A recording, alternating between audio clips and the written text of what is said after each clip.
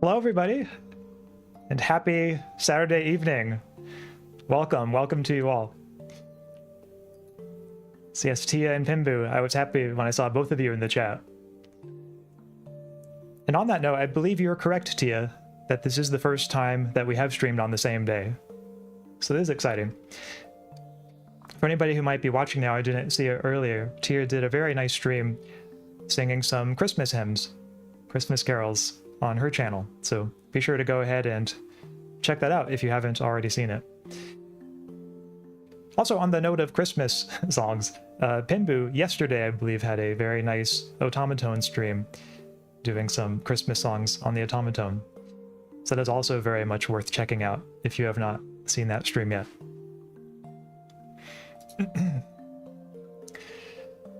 So yes, I am excited for tonight's stream. Not sure if I'm as excited as I would be if it had Christmas songs. Maybe I'll have to incorporate a Christmas song, like a surprise Christmas song somewhere in today's stream. Now that's an idea. But in any case, one thing I can say about tonight's stream is that it is by popular demand. So occasionally, when I encounter people, or sometimes fans, certain fans might look me up in real life and maybe mention, like, hey, I'd be really curious to hear more about your views on this subject. Like, they might see that I've done some IRL philosophical work on this, on the question of what monogamy's moral status is. And so I was thinking, like, hey, maybe it'd be cool to do a stream on this, to do kind of like an ethical exploration, philosophy lecture, philosophy discussion stream on this question. And for anybody who's missing some of that context, like if this is the first you're hearing about it, then that's fine too. Everyone is welcome in today's stream.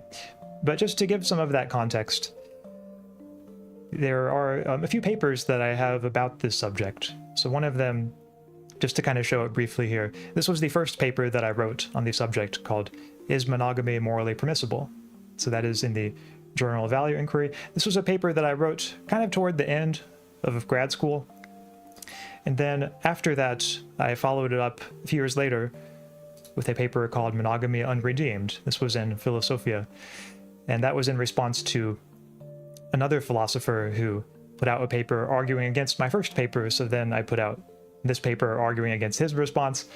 And that philosopher's name is Kyle York. He's a good friend of mine, good philosophical friend. And so I'll have more to say about him and his arguments a bit later. But that's some of the context on today's stream, is that this is an issue that I've always found very interesting. And later I can actually go into a little more detail on how I got into this issue if people would be interested to hear that. But for right now, it's just a brief intro. Tia says, I woke up from a nap just for this. Wow, that is real commitment.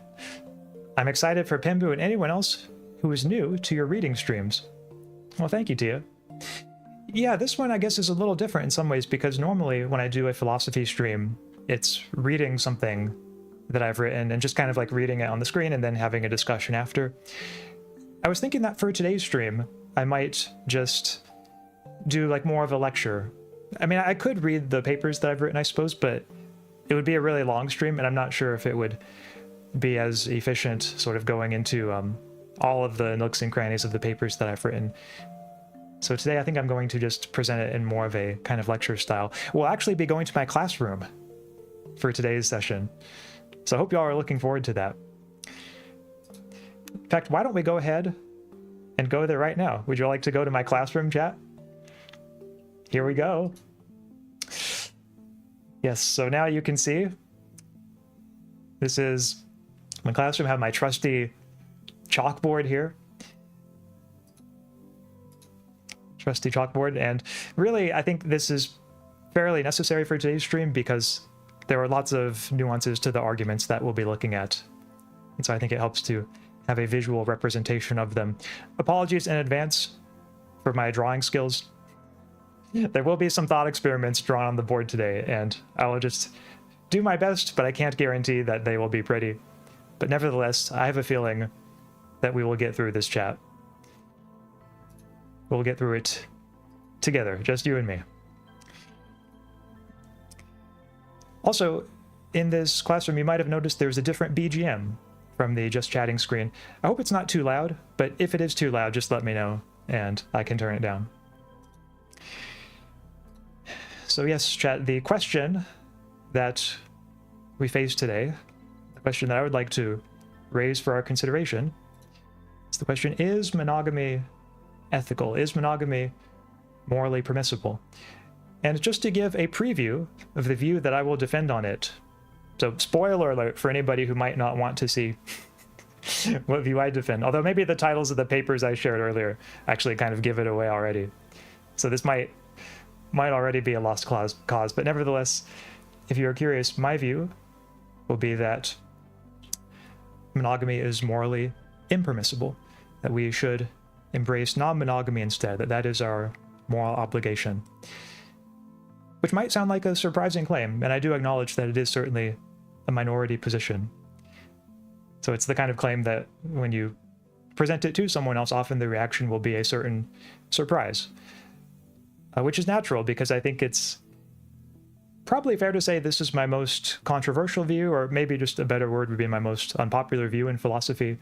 I think the view that monogamy is at least permissible, if not outright obligatory, is usually taken for granted. I suppose these days it's less common, at least than it was traditionally, to think of monogamy as morally obligatory, but most people assume that it's at least morally permissible. And so against that, I would like to claim that, in fact, we should be non-monogamous. Now, as one follow-up to that, there is an alternative, more modest claim that I could see myself retreating to if pressed or if certain objections go a certain way. And that more modest claim is that non-monogamy is morally superior to monogamy. So even if monogamy is morally permissible, I would still maintain that non-monogamy is morally superior. So one way of putting it, to use a term that some philosophers use, is that non-monogamy would be supererogatory. So morally good, or morally ideal, but without being morally required. So I'll have more to say on that in a moment, about that as a possible fallback position. For now, I think it's fair to say that even that relative fallback position would be a pretty big revision of common sense morality when it comes to this topic of monogamy. But again, I'll be giving more detail on that later, especially when considering objections regarding jealousy. So in today's stream, I'm going to present my central argument for this view and going to consider several objections to it. So I hope you're ready, chat. Go ahead and get comfortable, maybe grab a snack. Well, I don't know how long today's stream will take, but maybe like, an hour and a half or so. But before I do, I'm going to catch up on comments to make sure I don't miss any. Tia says something that could be cute, but totally up to you. Putting UtilityCon on the chalk ledge like a plush toy. Oh, no. UtilityCon. I'd have to worry if he's going to eat me, if I'm going to be sacrificed to him, if I have the utility monster here on the chalk ledge. I could see doing that for some streams, like if it's a stream on utilitarianism. I don't think I'll do it for today's stream, but I do think that is an original and very funny and very creative idea. So I'm going to keep that on the back burner for maybe future streams to you. Also, Zero Striker, hello. Nice to see you again. And Yuavko, welcome. Good to see you too.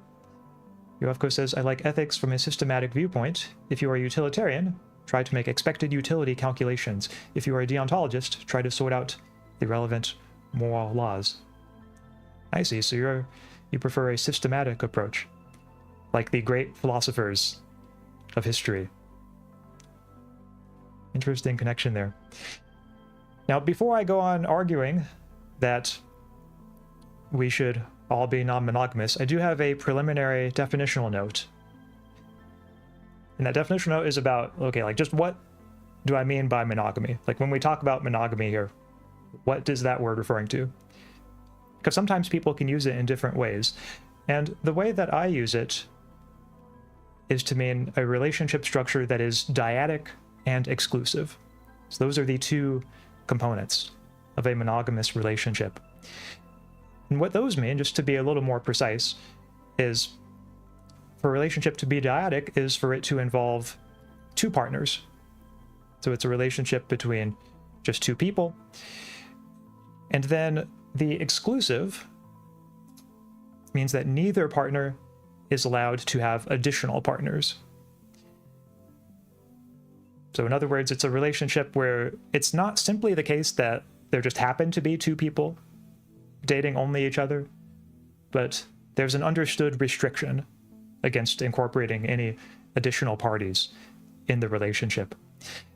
And that's a very important early definitional note for me, because if I were not to make that note, if I were just to understand monogamy as simply, happening to be in a relationship with only one person at a time, then the claim that non-monogamy is morally required would amount to the claim that like everyone who's in a relationship at all is obligated to be dating multiple people at a time.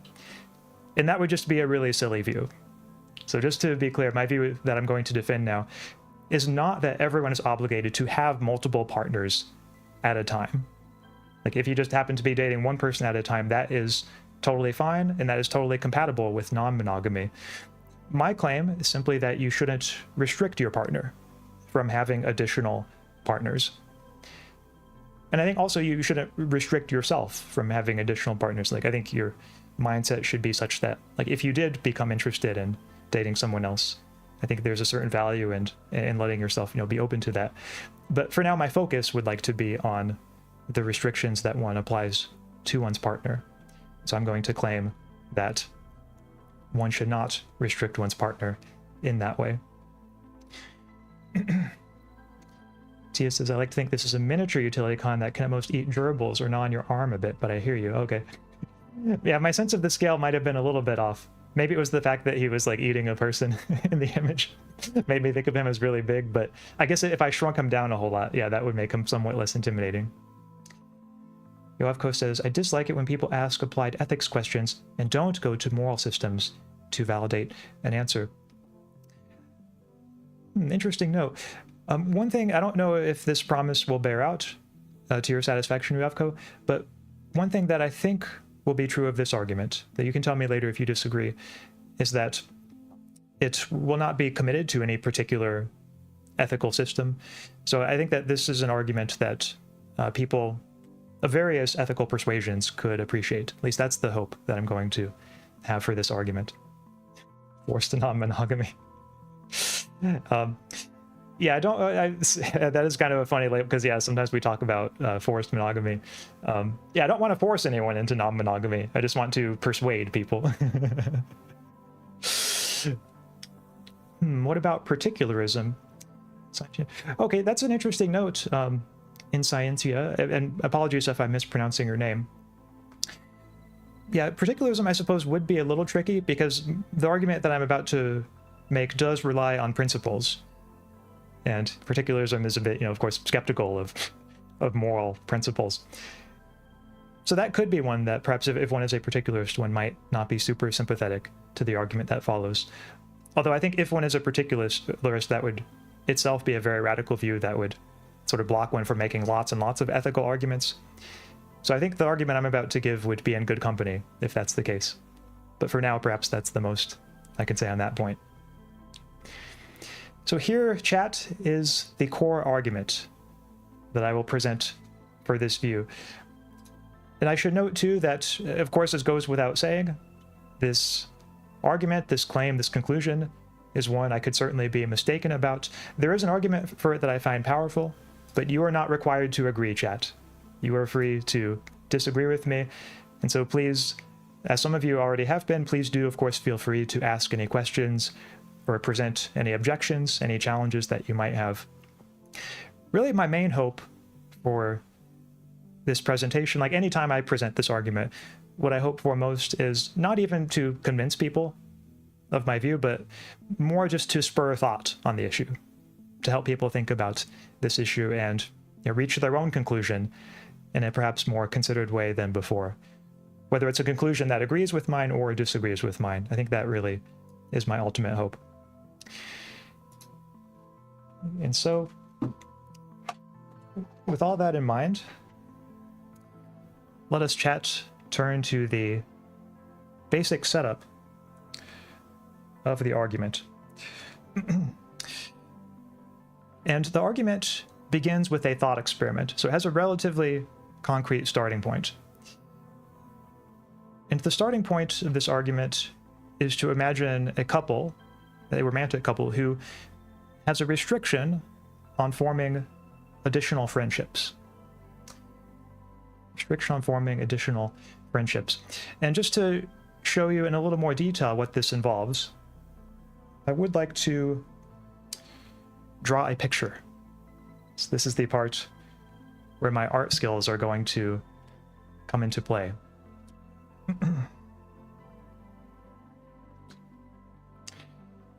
So I shall, oh yes, here we go.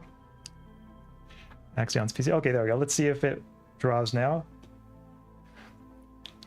Sorry, that is just so cool. I love playing with this every time I switch. Okay, chat. So here is the thought experiment. So we start with a couple. So this is going to be two people who are in a relationship with each other. And so these two people, we could call them lovers, of course, but let's also imagine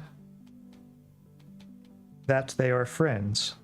That they are friends with each other. And whether this is because being a lover sort of automatically includes being a friend, or whether it's because perhaps like that's not included automatically, but they also just happen to be friends, then that doesn't matter. That's not very important for present purposes, but we'll just suppose that these are two people who are in a romantic relationship, but they also count as friends. Kind of like how, you know, somebody might say like, oh, I married my best friend.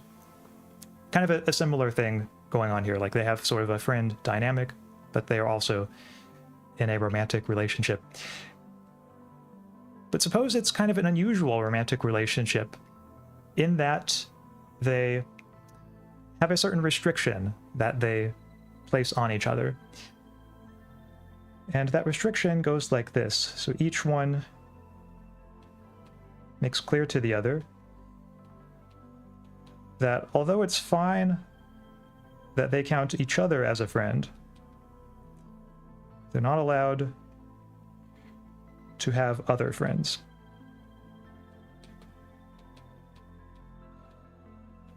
So no friends apart from each other. And again, that's a mutual restriction here. So each one is thinking that and sort of applying that restriction to the other. And in fact, suppose that they take this restriction quite seriously, to such an extent that the attitude that each person has is, if I find out that you have made an additional friend, I will end the relationship. Like, that's it, we are done. If I find out that you've made any friend who is not me. So now that is the basic setup that we have. And when we think about a restriction like this, I think for many or most of us, and at least for myself, but also I know for quite a few other people, there seems to be something morally troubling about a restriction like this. It just seems morally wrong to restrict your partner from having additional friends. Now, I know not everyone might have that intuition, and for those who don't, we can talk about it, and there are some further things I can say. But for me, at least, this is a fairly strong intuition that something has gone wrong here in this relationship for these two partners, not even to support each other in having an additional friend. And if we ask, well, why might it be morally wrong? What is it about this restriction that seems morally troubling to us? Here is what I find to be the most plausible answer. The answer, in my view, is that friendship is an important human good. So it's something that enriches our life, and in various ways. So whether through just spending good times with our friends, the emotional support that we get from friends, the way we can use our friendships to help learn about each other, help learn about ourselves. It seems like these are all very good things. And when we're in a romantic relationship with someone, like, surely we should want them to have good things like that in their life. Like, it just seems like this is part of what love calls for, that we should want our partner to be free to pursue goods like friendship. And part of that freedom, letting our partner be free to pursue those goods, is to refrain from imposing costs on her when she does pursue them. So costs here being things like getting angry or withdrawing our affection or ending the relationship.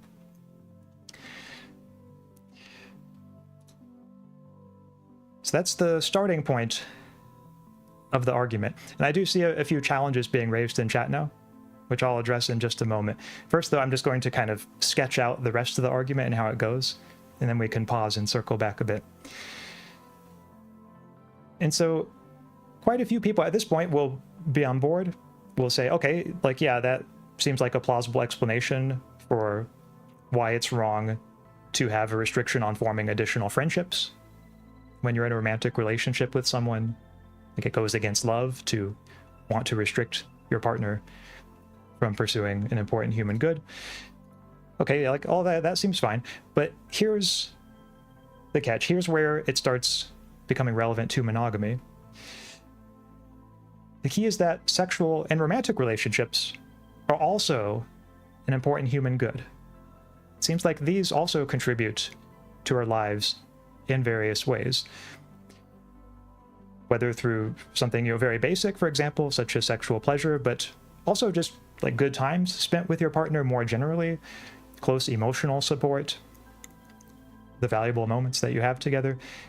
These all seem like things that, broadly speaking, contribute a lot of richness, a lot of depth, a lot of value to our lives.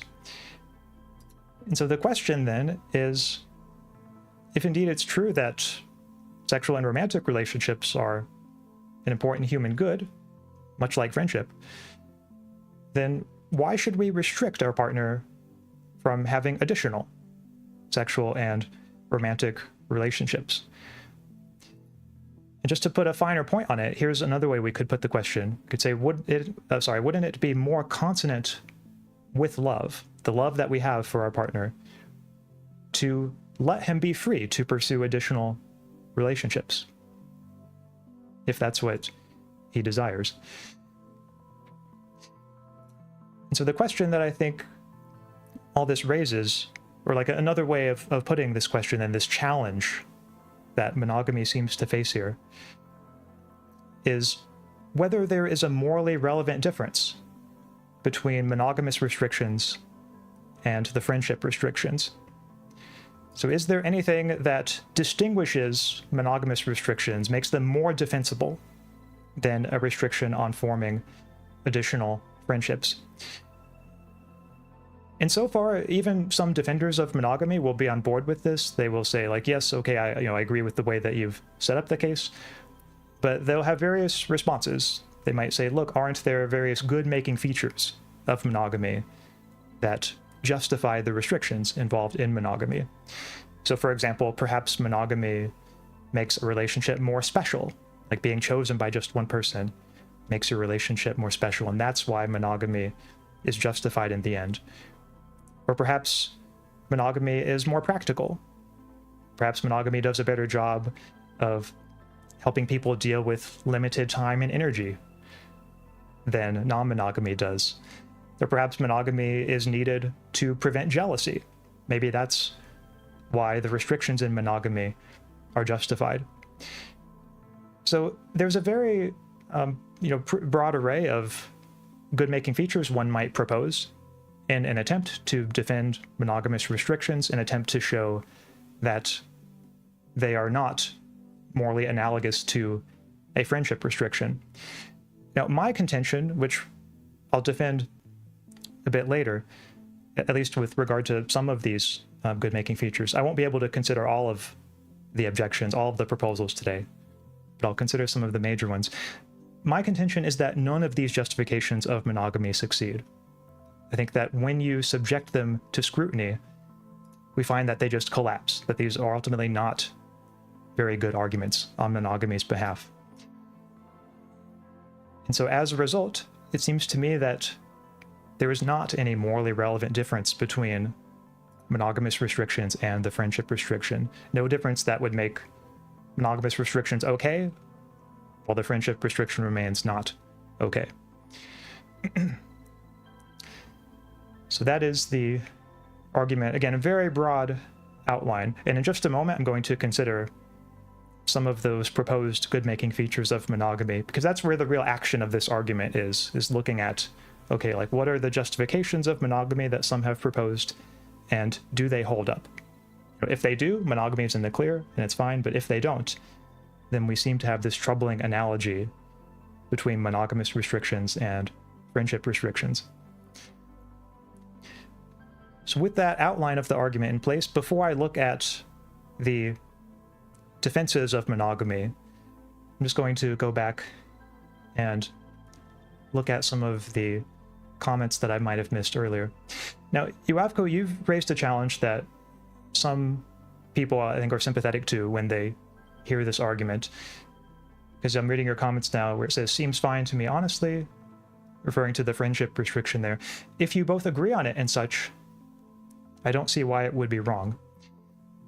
So yeah, this is one view of restrictions in relationships that a person might have, is like, look, as long as it's consensual, then it's not immoral. Like, the key is just that the restriction is mutually agreed to. Now, that is not a view that I get behind myself. In fact, I think there are some pretty major challenges that a view like that faces.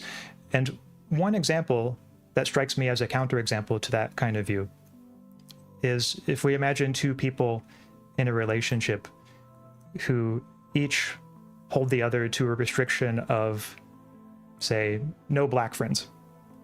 Like, they say, like, you can make friends if you want, but like, if you make any black friends, that's it, we're done. I will end the relationship.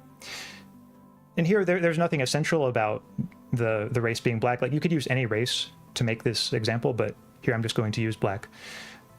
What I want to say is that that would be immoral. That would be an immoral restriction in virtue of being racist. To me, it doesn't matter that it's consensual. Like, it still seems morally wrong. Now, of course, in the case of monogamy, what I hold makes monogamous restrictions wrong is not that they're racist, but it does seem to me that there is another explanation of what makes them wrong, which is that they are in tension with love for one's partner. I think that they are inconsonant with love for one's partner. So in other words, what love calls for is for us not to restrict our partner from pursuing things that are good for them, unless there's a good reason for doing so. So of course, some restrictions can be justified, but for any restriction that one has in a relationship, even a mutual restriction, I think there is that question raised of, like, what is the justification for this? If it turns out that the restriction is unjustified, then it seems to me that both partners are falling short of what love calls for. And so the fact that, like, one's partner is sort of placing one under the same restriction, I don't think that that gets one off the hook. To me, that just means that there are two moral failures going on in the situation, rather than simply one.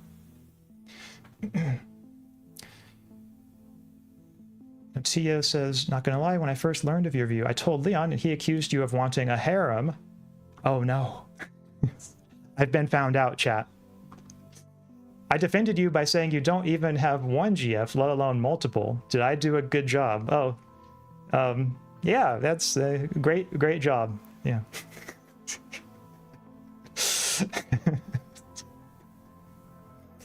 Yeah. Strictly speaking, I suppose, well, actually, no, I could tell your comment is meant in jest, so I'm not going to go into a super point-by-point analysis of the argument, but I'll just say, yeah, thank you for defending me, Tia. I appreciate the defense. Ipa says, that's a good point, not gonna lie. Okay, thank you, Ipa. Yeah, that's at least a point that I have found powerful, and it's not clear to me whether any responses on monogamy's behalf can ultimately overcome it. Uafko says, oh, I mean, sure, it might have been better if everyone was fine with polyamory, perhaps, and it might be in that alternative world. it might be better to not be monogamous, though that's separate from whether someone should be fine with it in our current world.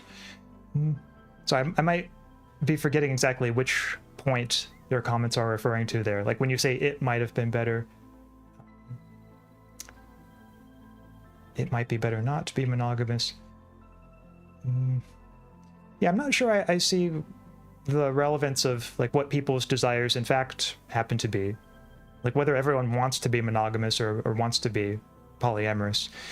To me, the key ethical question is just like, what does love call for? Which relationship structures are most consonant with love? And to me, that seems like something that's independent of like what relationship structures people happen to prefer. Although it's possible that I'm misunderstanding your comments, and if so, you can let me know. Feel free to correct me. But that's my initial reaction, at least.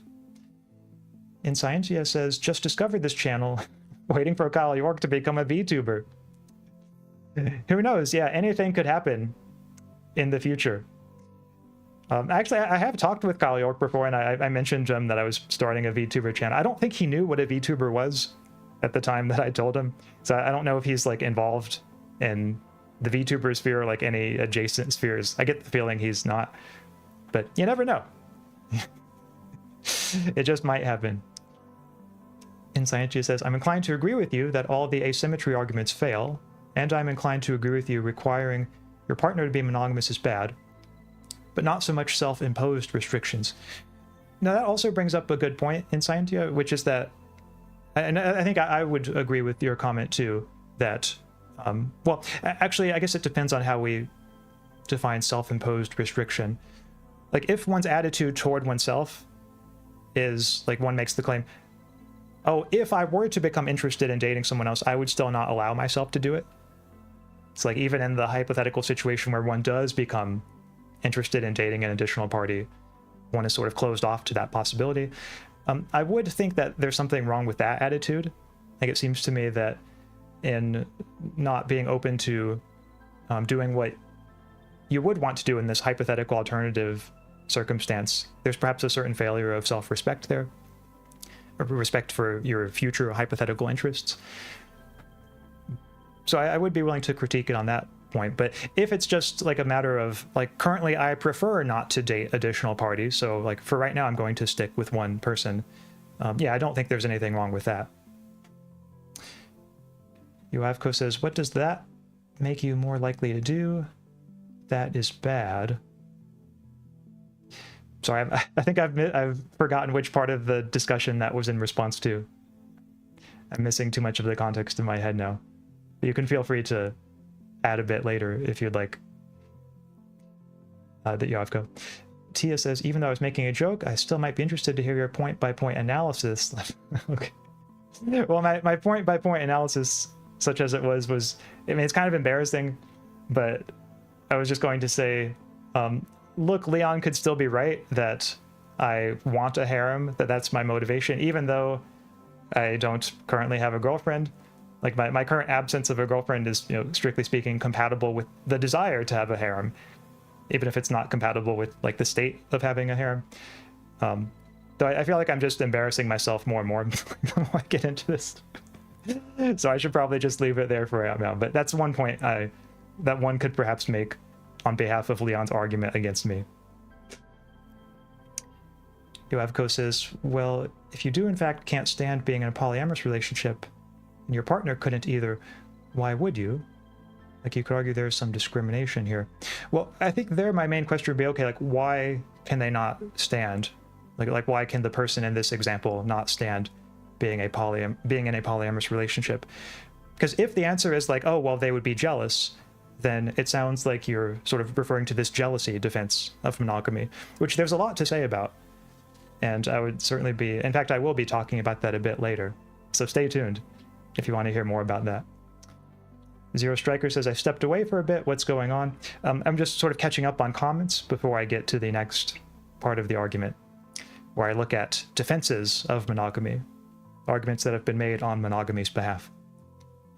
What a Chad. Oh, thanks to you. I appreciate that.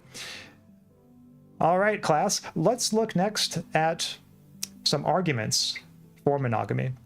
And the first one that I would like to look at with you is the argument that monogamy makes a relationship more special, and that is what justifies monogamous restrictions. So that is the claim, that choosing and being chosen by just one person, having that exclusive choice, makes a relationship special, or at least makes it more special than if you were not exclusively chosen. So that's an attitude or an intuition that I think many people have when it comes to relationships. And of course, if this is true, sorry, I didn't mean to go. Sometimes when I click my mouse on something, it automatically goes to the next point. But I just want to point out, like, if this is true, that monogamy really does make relationships more special in this, perhaps still vague sense, but like a sense that seems to matter, then that is one thing that could perhaps justify monogamy. That is one thing that might work to justify monogamous restrictions. So it's important for us to see, like, okay, does this argument hold up? Does being exclusively chosen by someone, in fact, make a relationship more special? Now, I see a few problems with this defense. And one problem is that we don't seem to think this way about other kinds of relationships. And here probably the key example is parent-child relationships. There's no one thinks that her relationship with an existing child becomes less special just because she has an additional child. Like, just think for a moment if a parent were to say something like, Susie, our relationship is very special, but, ever since little Timmy came along, it's just, a little bit less special now than it used to be. Like, what would we think of something like that? And here, I actually, to be clear, I'm not just saying like that would be a nasty thing to say, although of course it would, but it would reveal a deeply false and deeply troubled view of relationships, like a very sad view and just profoundly mistaken view of specialness in relationships. So like, just because a parent has an additional kid doesn't have anything to do with the specialness of their relationship with their other kids. And likewise for friendship. Like, if you're considering making a new friend, nobody thinks, oh, well, I'm about to make this new friend, or considering whether I should make this new friend. On one hand, I would get this new friendship out of it, so that would be good. On the other hand, my existing friendships would become less special. Like, that would just seem extremely bizarre. A very bizarre way of viewing one's friendships. Like, how special your relationship with one friend is not affected by, like, whether you have other friends. And so in light of that, the fact that friendships and parent-child relationships don't seem to have this connection between specialness and exclusivity, there's the question, well, why should we think that romantic relationships are any different? So that's a question that the defender of the specialness argument would have to give us an answer to if they're going to be putting forth this specialness-based defense of monogamy. So I have a few more things to say about the specialness defense in a moment. But first, I just want to catch up on comments. Yuavko says, I think it is just a natural feeling many people have. Oh, of like not wanting to be in polyamorous relationships. Yeah, no, that's what some people will say, but to me, I'm not satisfied with that response. I think if the aversion to the openness to dating multiple people, it really is that strong, I think there has to be a deeper reason behind it. And it sounds like, in most cases at least, the reason would be jealousy. But like, if it's not worries about jealousy or practicality or anything like that, if it's just like a pure sort of unreasoned preference, then it just seems to me like we shouldn't accord that preference much moral weight. I think that we should just instead ask ourselves, like, what seems like the most consonant relationship structure, most consonant with love, and be willing to act accordingly. But yeah, my view is that even people who say that like they don't have a reason for it, I think often they're probably thinking along the lines of jealousy or practicality. At least if you probe them a bit further, I think that's what most people would say there. And Scientia says, here's a worry. Consider someone who does not desire to make friends with, say, women, I want to say this is immoral for a myriad of reasons. Yeah, I'd be willing to say that. I think that given that friendships seem like a morally valuable thing, one should be opposed to making a friendship with someone only if there's a good reason for it. And just like the fact that someone is a woman is not, a good reason for being opposed to being friends with her. So yeah, I would count that as immoral as well. Zero Striker says, I personally don't really think monogamy is special, but I feel like it's easier. Okay, that sounds like it's getting into the practicality defense. And yeah, that's a line of thought that lots of people are sympathetic to as well. Like, isn't monogamy just easier on people's time and energy limits? So the practicality defense, I'll actually be saying a little bit more about that one later. But yeah, that is an important argument to bring up. Scientia says, I do think people say things analogous to specialness of parental relationships being diminished by having more children, but I'm also inclined to think this is simply mistaken. Okay, that's intriguing to hear you say that. I'm not sure I've ever heard anyone say anything like that. And at least in most contexts that I've been in, it seems to me like if somebody did express that, like the people around them probably would think that like there was something really weird and sad. But it could be. Perhaps there are some people who think this way. But yeah, I would be inclined to find that very mistaken as well. Yes, and historically and cross-culturally, polygamy has been quite common. Oh yeah, yes, also true. Of course, I love it when I magically change my preferences. Happens all the time. I've reasoned about how my preferences make it hard for me to achieve my goals, and so I just change them. So I can sense a bit of a tongue-in-cheek element here. But on a more serious note, I do think that our preferences come largely from our cognitions, from our ways of thinking about things. And if you change your thinking about something, and not by you here, I don't mean you Avko personally, but just the general you. Like if a person changes their thinking about something, I think very often that can change what they prefer. So I'll have some more thoughts on that in a moment when it comes to the jealousy objection and the prospect of changing one's thinking when it comes to jealousy. My internet died for about 4 minutes. Oh, sorry to hear that to you. We've just been catching up on comments here. But anyway, let us continue now with the specialness defense. Now, I do want to make a certain very limited concession to the specialness defense. And that concession is that if we understand special just to mean exclusive, like as in the sense of, for example, like there's special seating for us at the event, like reserved seating that's exclusive to us. If that's how one is defining special, well, then it does follow that monogamous relationships are more special than non-monogamous ones. But of course, there's a problem here. Anybody see the problem yet? Well, the problem is that then the specialness defense would be trivially true. It would just collapse into the claim that monogamous relationships are more exclusive than non-monogamous relationships. So that's just true by definition. Like nobody denies that. And as a result, if one wants the specialness defense to be a substantive defense of monogamy, we can't just define special to mean exclusive. We're going to have to go with a different definition. So what other definitions are there? The only one that I can think of that seems relevant and that might have a hope of being used in a defense of monogamy is to use special to mean highly valuable. So if one could show that monogamy helps a relationship be special in this sense, of being like more valuable to be chosen exclusively, then that would certainly be a strong point in monogamy's favor. But here, of course, the question is just, well, like what explains why monogamy makes a relationship more special in this sense? Like that's exactly what needs to be explained for this specialness defense to go through.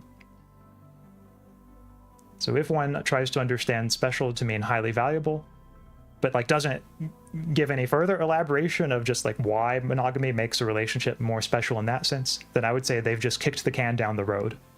Like we still have an absence of an answer to the question that needs to be answered, which is, why does being chosen by just one person make a relationship more valuable?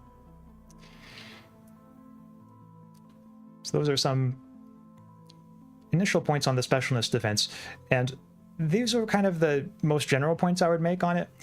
I should say there is one defense of specialness, the specialness justification of monogamy in the literature, that I think does a better job than any of the other defenses. I don't think it's successful ultimately, but it is one that I wanted to go over here just in the interest of showing you the strongest possible argument, or the strongest argument that I'm familiar with anyway. And this argument comes from Kyle York, who I know I mentioned earlier. So if you're curious about Kyle York, let's see if I can put this on stream. Here's a picture of him. So that is what he looks like with the love his sunglasses there. And he is a grad student at the University of Colorado Boulder.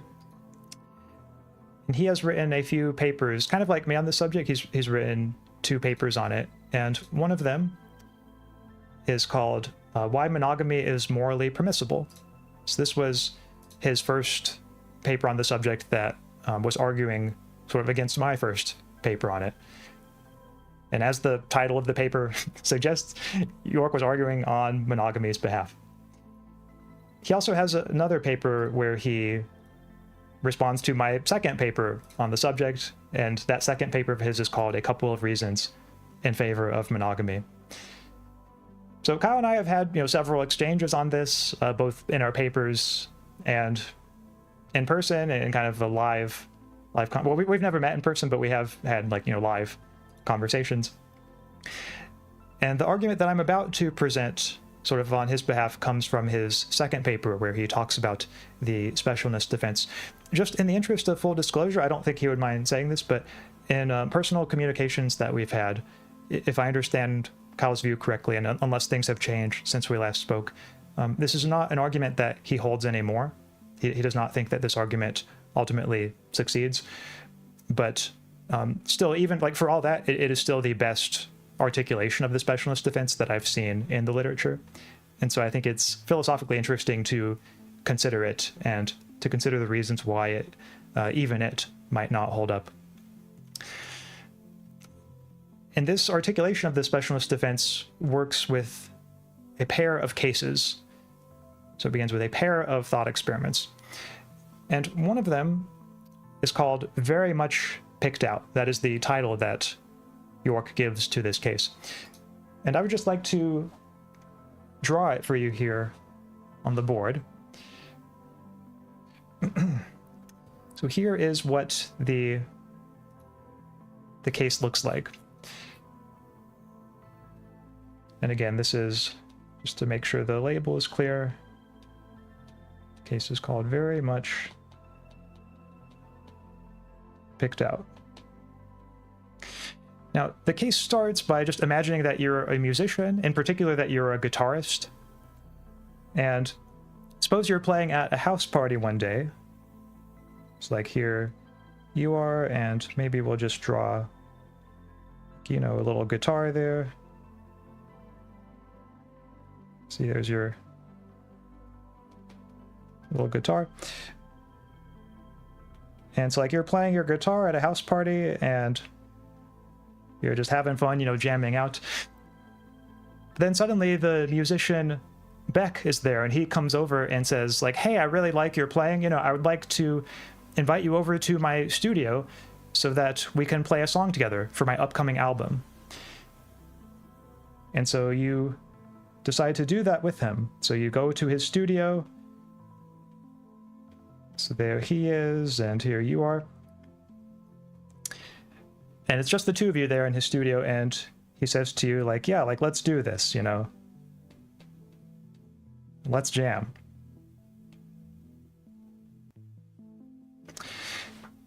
So that is one, and really the thought experiment pretty much ends there for Very Much Picked Out. It's just you and him together in his studio. But there's another thought experiment that York pairs this with. And the second thought experiment is called Just Slightly Picked Out. So here is the second version of the thought experiment. So again, calling this one here just slightly picked out.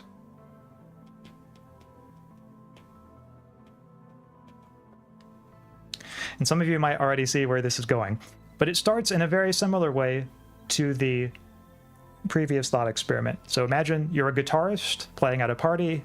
Beck comes over to you and says, hey, I really like your playing. You know, I'd like to invite you over to my studio so that you can play your guitar and help me with an upcoming song on my album. And you say, sure. And you're happy about this. You go to his studio.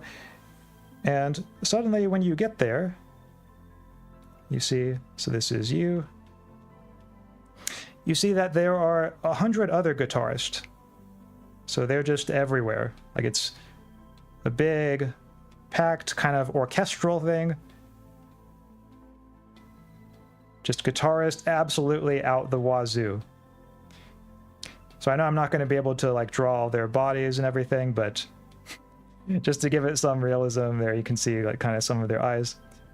So pretend chat that these are all the guitarists. And then over here, standing on kind of the front of the stage,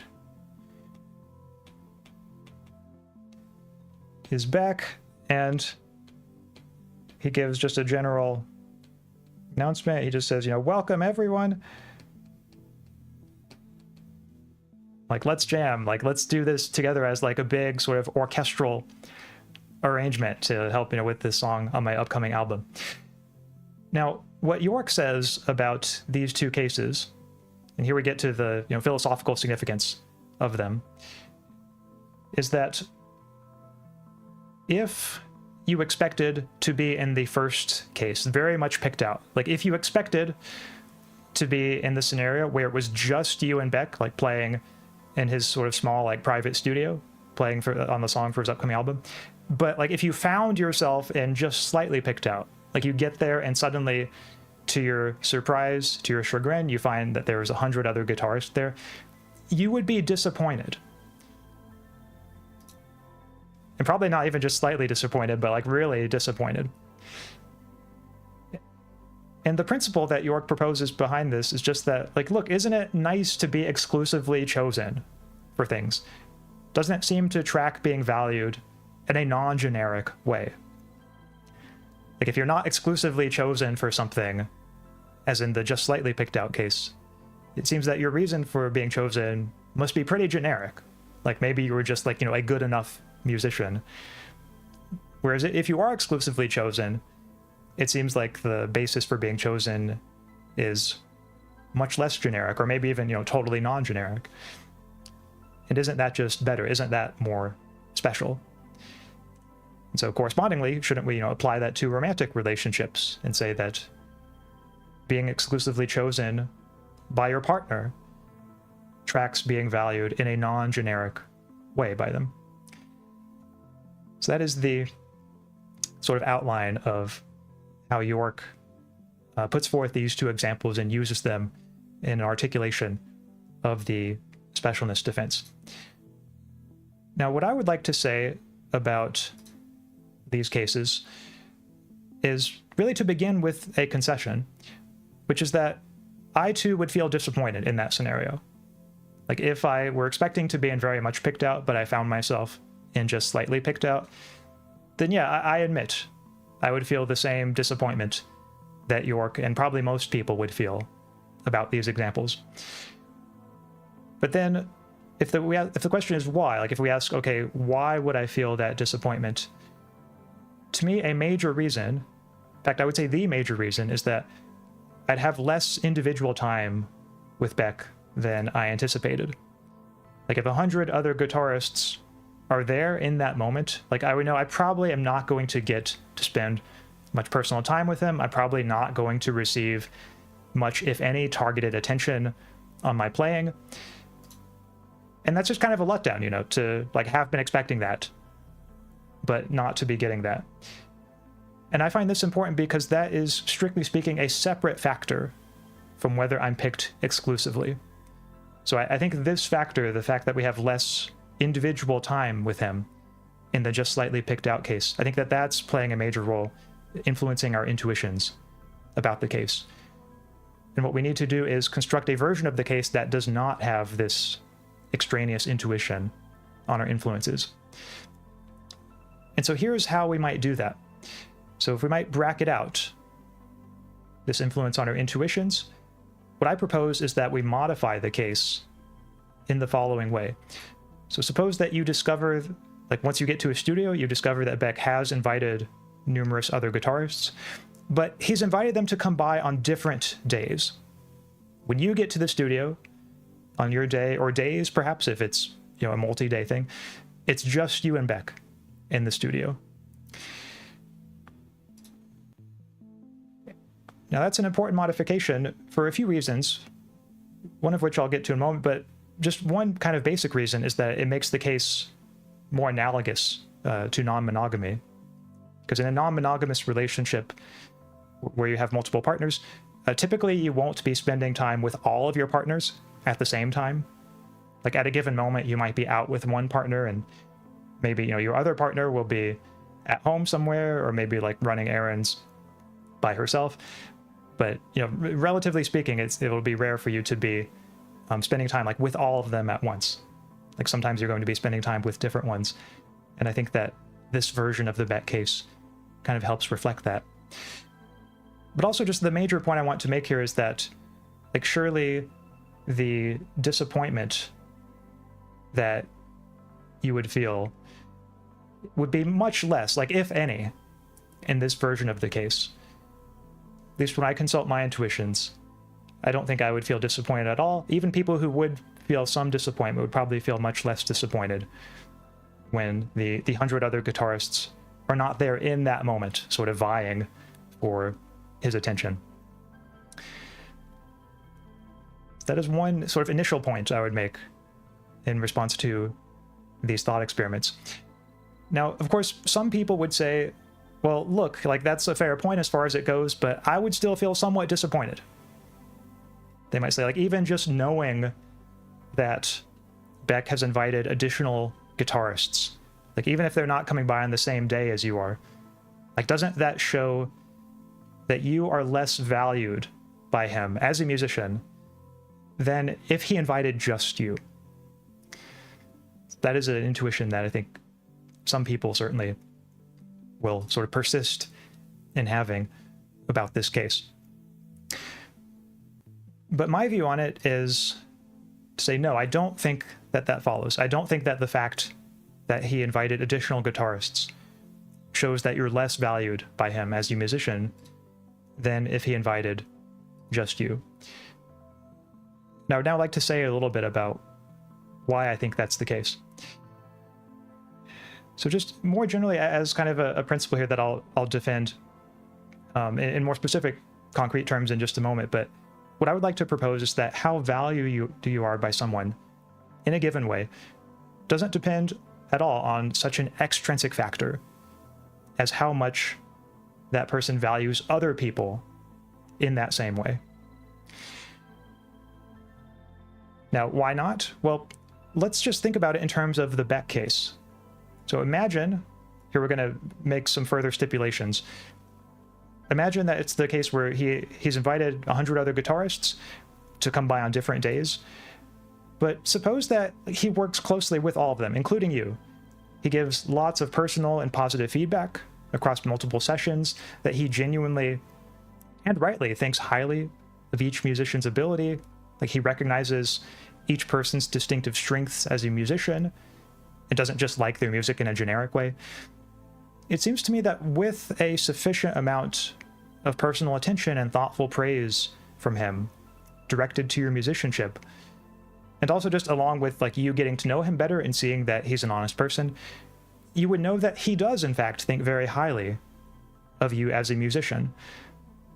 The mere fact that he judges other musicians as good does not at all mean that he doesn't think of you as good in a non-generic way. Now, I think when it comes to this, and I know I jumped the gun there a little bit, but probably like the chief objection that I think some people will still have is like, okay, like maybe you could still know that he thinks of you as good, but you won't know whether he judges you as the best. Like, or at least you won't automatically know whether he judges you as the best guitarist if he's invited a bunch of others. And that seems true, like as far as it goes. Yeah, you're not going to know if he thinks of you as the best. But what I want to say is, so what? Like, why does that matter? And in particular, what I would propose matters about being the best, or being recognized as the best, is simply that it would confirm that you're an extremely good musician. Which is a confirmation that you would still have in this version of the case, where he works closely with you and gives you positive feedback, and you see that he's genuine. Like, you would still know that you're a very good musician. The fact that he thinks of other musicians as good is not a threat to that. What matters about being recognized as the best is certainly not the assurance that everyone else is worse than you. Which is what I think some people are looking for when they want to be recognized as the best, is they want everyone else to be worse than them. But I just think that that's a mistaken view of what matters about being the best. And to see why, we can just imagine a sort of monkey's paw type situation where like you get your wish to be recognized as the best musician, but it turns out that you're the best only because everyone else you're being compared to is incompetent, like is just an unspeakably awful musician. Well, in that case, like being recognized as the best would hardly mean anything at all. And so I just don't think that being exclusively chosen then tracks the relevant kind of value. There might be, perhaps a loose correlation between being exclusively chosen and being extremely good at something. But it is just, at most, a correlation, not a necessary connection. It's not entailed.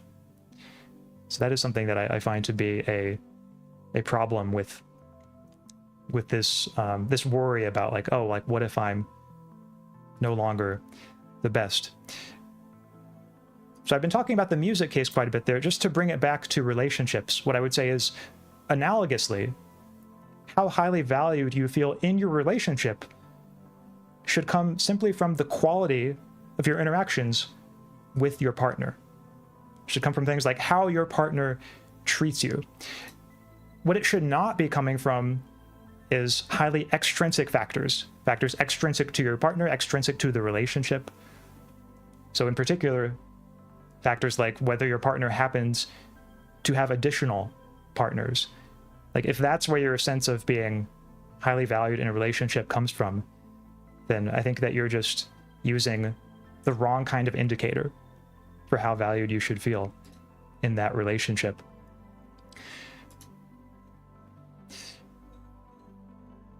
And of course, to bring it to non-monogamy in particular, just to kind of complete the reasoning here, bring it full circle, your partner can of course have additional partners, but still have just as high quality interactions with you. And what I propose is that that's what should really be grounding your sense of being valued in your relationship, is the quality of those interactions. Like not how many, or whether your partner happens to have additional partners. And then, yeah, a further problem that I see with the specialness defense, when it's kind of articulated in terms of these examples, is that in a non-monogamous relationship where there are multiple partners, it's often not even a matter of some partners being valued more or less than each other, but just being valued in different ways. I think there's such a rich diversity of ways in which different partners can be and are a source of value in our lives, such that it doesn't always make sense to compare them on the same scale, or just to make oversimplified judgments such as, oh, like this person is more special than this other person. To put it in terms of the bet case, I think that non-monogamous relationships are often less like Beck inviting 100 other guitarists to his studio, and more like if he invited, say, like a drummer, a keyboard player, a backup singer, someone to work the soundboard, someone to like play the triangle, and so on. And in a case like that, it would just be even more absurd to be disappointed that he invited additional musicians to the recording studio. So those are some of my major objections to the specialness defense articulated in that way. I'm just going to pause here for a bit and catch up on comments, because I know that was a lot, but that's really all I had to say about the specialness defense.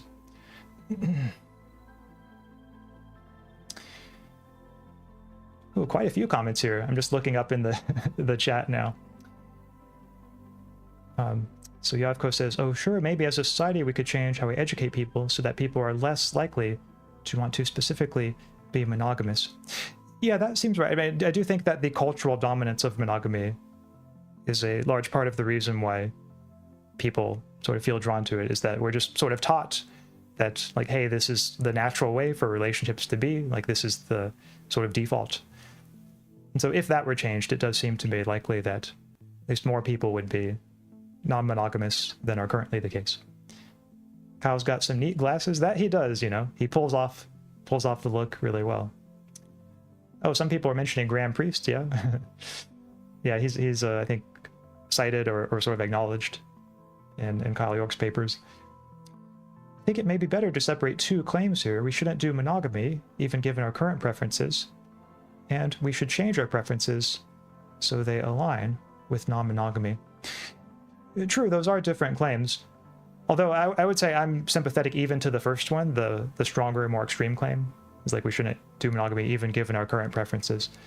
I'll have more to say about that in a moment, but it is true, like if somehow there were decisive objections to that claim, then I suppose the claim, like we should change our preferences, could be sort of a fallback position. Today I learned Axe's philosopher rival looks like Dr. Evil. Yeah, I'm not sure I have a comment on that one. Does that mean I'm Austin Powers? Is that the dynamic that we have? Well, actually, with Austin being like a fan of free love and so on, maybe, you know, maybe that does fit in more ways than I might have expected. Inscientia says, although I think these claims are quite interrelated, I'll be saying this a lot, quite inclined to agree with Axaeon on there being a substantial cognitive component to preferences. Okay, thank you for mentioning that, Inscientia. Yeah, at least that's something I've always found quite plausible here. I don't disagree with us being able to change our preferences. Okay, helpful clarification. Tia says there's something gracious and wholesome about your doing doodles of your rival's thought experiments. Yep, I will doodle anyone's thought experiments. Yeah, they don't have to be mine. But sometimes it's actually kind of fun to like take someone else's thought experiment and just kind of see like, what is your rendition of it, you know, or like what is my rendition of it? Kind of like playing around in those different worlds from time to time. And yeah, as you say in Scientia, that yeah, doodles, I think are they're helpful, yeah, for me at least, in understanding thought experiments. Leo Lectures says, I think it's special that each and every person doesn't choose me, whereas most get chosen by someone. Thus making me the most special. Oh no. Sorry, Leo Lectures, I understand the struggle. But for whatever it's worth, I wish you good luck with that, and I hope your fortunes change at some point. Tia says, of course, but I mean Axe's readiness to draw doodles not only of his own lectures, but also his rivals speaks to a desire to portray his rival fairly. Oh, thanks, yeah. Yeah, I do try to be charitable and try to be fair. So are you dating all of Beck's guitarists? Yeah, that is kind of funny, like in the case of like him inviting 100 guitarists, I guess if we were to take the thought experiment in a more literal way perhaps than it was intended and like transfer it one-to-one to a non-monogamous relationship, we would have dating like 100 people, 100 guitarists. Certainly a lot. What if I'm ass at guitar though? Yeah, don't be too hard on yourself, Leo Lectures. You might be better than you think. Yavko says, I wasn't listening 100%, but isn't meant to be an evidence-based argument or not. Like, surely you might be as important to someone as you would have been to them, were you not exclusive or something. So I'm having a little trouble parsing that second sentence, but in response to your first question, yes, this is meant to be an evidence-based argument. I mean, I suppose arguments, I would say by their very nature, are meant to sort of give evidence or to be a presentation of evidence. It's not meant to be an empirical argument, or at least not entirely empirical. Like, quite a bit of the evidence that I'm appealing to comes from philosophical intuitions, from moral intuitions, but I would count that as a form of evidence still. There are some other concerns I have with the specialness argument. We would find it woefully immoral to break up with your partner simply because you found a better candidate. Yeah, that brings up an interesting point too about trading up, and that's also something that Kyle York and I have had quite a bit of dialogue on, about whether monogamy or non-monogamy does better sort of addressing worries about trading up. We might be able to cover some of that, perhaps, in the part on jealousy. It says, I like to imagine this entire stream happening inside a Tinder chat. Yeah, maybe like next time, if I ever reach out to someone like on Tinder specifically, I can just send them like a link to this VOD, you know, and just be like, hey, that's me. And watch all the matches come in. Axaeon, what do you think about ending relationships on the basis of immoral extrinsic behavior, like, say, climate change denial? Not sure I would know what it means off the top of my head to describe an immoral behavior as extrinsic. Like, if somebody does something immoral, like, what would be an example of like an immoral extrinsic action versus an immoral intrinsic action? I mean, I suppose when I think of like qualities that a person has, like, there are various properties that a person has, and some of those properties are intrinsic. For example, like if someone is a kind person, but then some of them are extrinsic, such as properties that deal with their relations. Like for example, how somebody is regarded by their community. I would consider that to be an extrinsic property. And in the case of like how somebody, like how many partners somebody happens to have, to me that seems extrinsic, since it's a matter of that person's relations to other people. But yeah, with behaviors, it's a little trickier for me to get a grip on what it means for a behavior to be intrinsic or extrinsic. Tia says, I do like this band analogy, each beloved person fulfilling a different role. Oh, thanks, Tia. Yeah, that's a point that has, at least for me, it holds a lot of sway over my thinking on the issue. Do you think we're special, Mr. Streamer Man? You know, I do. I absolutely do, Leo Lectures. That is something I have no qualms, no embarrassment about saying. I think you certainly are special. It's okay, I'm memeing, I do all right. Okay, well, good to know, Leo. I came in the middle and find it interesting to even pose this as an ethics question. I mostly find thinking about monogamy and non-monogamy as both preference and also more from practical matters. Okay. Interesting, thanks for sharing that background. And Scientia says, you probably won't see this. I mean a behavior which is extrinsic to the quality of the interactions in the relationship. I see. Yeah, if we're using extrinsic in that sense, well, here's what I would say. I think that behaviors that are extrinsic in that sense would not have much, if any, bearing on how valued you are in the relationship. Like, you could still be very valued by your partner, even if your partner is doing lots of bad actions that are extrinsic in that sense. Now, that said, I do think one could be justified in breaking up with someone on the basis of bad behaviors that are extrinsic in that sense. For example, like if you find out that your partner is a serial killer, but like he really likes you and like respects you and everything, like treats you well, values you, values your relationship, but you know, like just like as his hobby on the side, like he also like kills people, I would want to say like you're justified in breaking up with them. So yeah, I don't know if that answers your question, but that was just sort of the first example that came to mind. I would say you're justified in breaking up with him, even though he clearly values you very much and finds your relationship very special. So that is the specialness defense. There is another defense of monogamy which takes a pretty different track. And this one is about practicality. So considering things like limited time and limited energy. There are multiple versions of the practicality defense. Here's just the most basic one that I'll start with. So this version says that monogamy is justified because it helps ensure that one has enough time and energy available for one's partner. Because after all, like as much as we might wish it were otherwise, our practical resources are limited.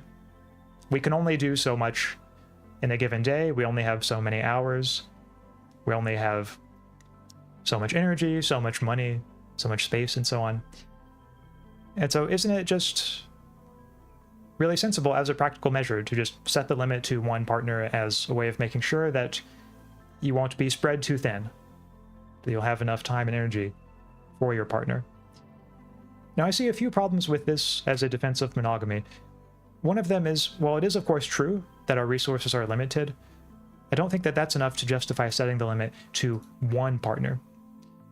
Because one partner, that is the most extreme limit in numerical terms compatible with dating anyone at all. And so I think that for showing that, practical considerations alone could justify a limit like that, I think we're going to need a little bit more here on behalf of the practicality defense. Now, a further problem that I see with it, though, perhaps a deeper problem, is that clearly partners don't spend like all of their time with each other, at least in a typical relationship.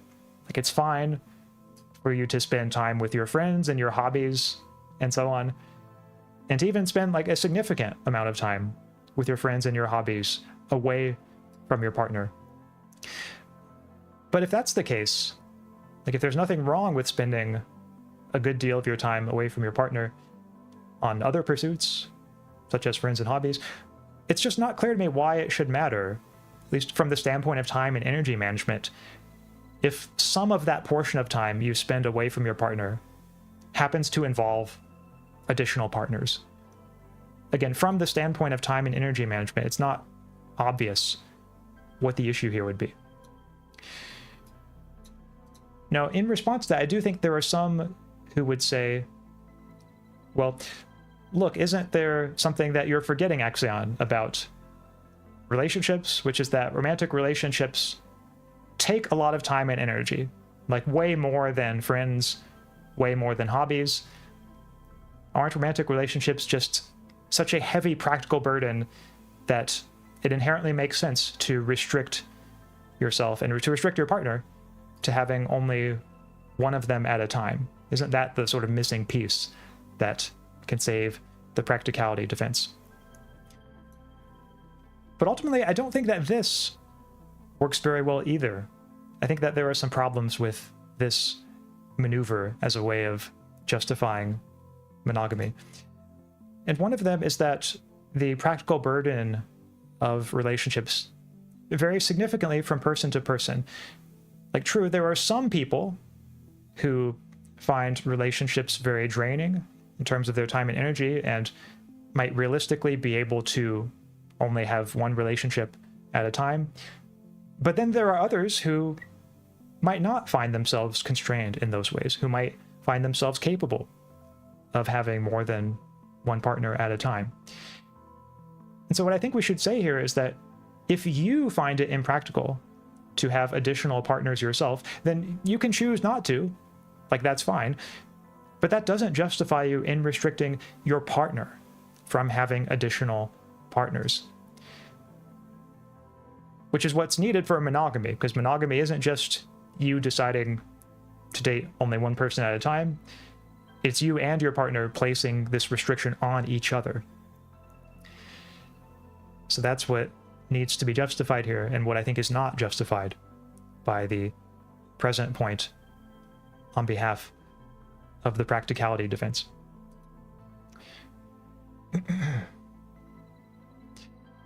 Now, a further worry that some might raise when it comes to practicality is that, like, if my partner started dating others, if my partner had additional partners, then he might end up spending more time with them, and maybe my needs would get neglected. This is actually closely related to the jealousy defense, which I'll cover in a bit, but for now I'll just consider it as kind of a subsection of the practicality defense. And I would have a few responses to this worry. One of them is that somebody who's thinking this way just seems pretty distrustful of their partner, to such an extent that it makes me wonder, like, has your partner given any evidence that if he started dating others, he would neglect your needs? And if the answer to that question is no, then it just seems to me this is unreasonably distrustful of your partner. But also, like, it's not only, I think, showing little faith in your partner to feel this way, but also just really little faith in your partner's ability to work through difficulties like that if they were to arise. Like, very little faith, little confidence in your ability to effectively negotiate difficulties when they arise in your relationship. What I want to say is, like, why not just be willing to cross that bridge if you get there? To me, that willingness to cross that bridge if you get there seems morally superior to an attitude of just saying, look, I'm going to restrict you from having additional relationships, even if you would find those relationships very fulfilling, just because I'm scared of something that might happen. Like, I'm scared that you might start neglecting my needs. I think that there's a fundamental selfishness involved in taking that kind of attitude.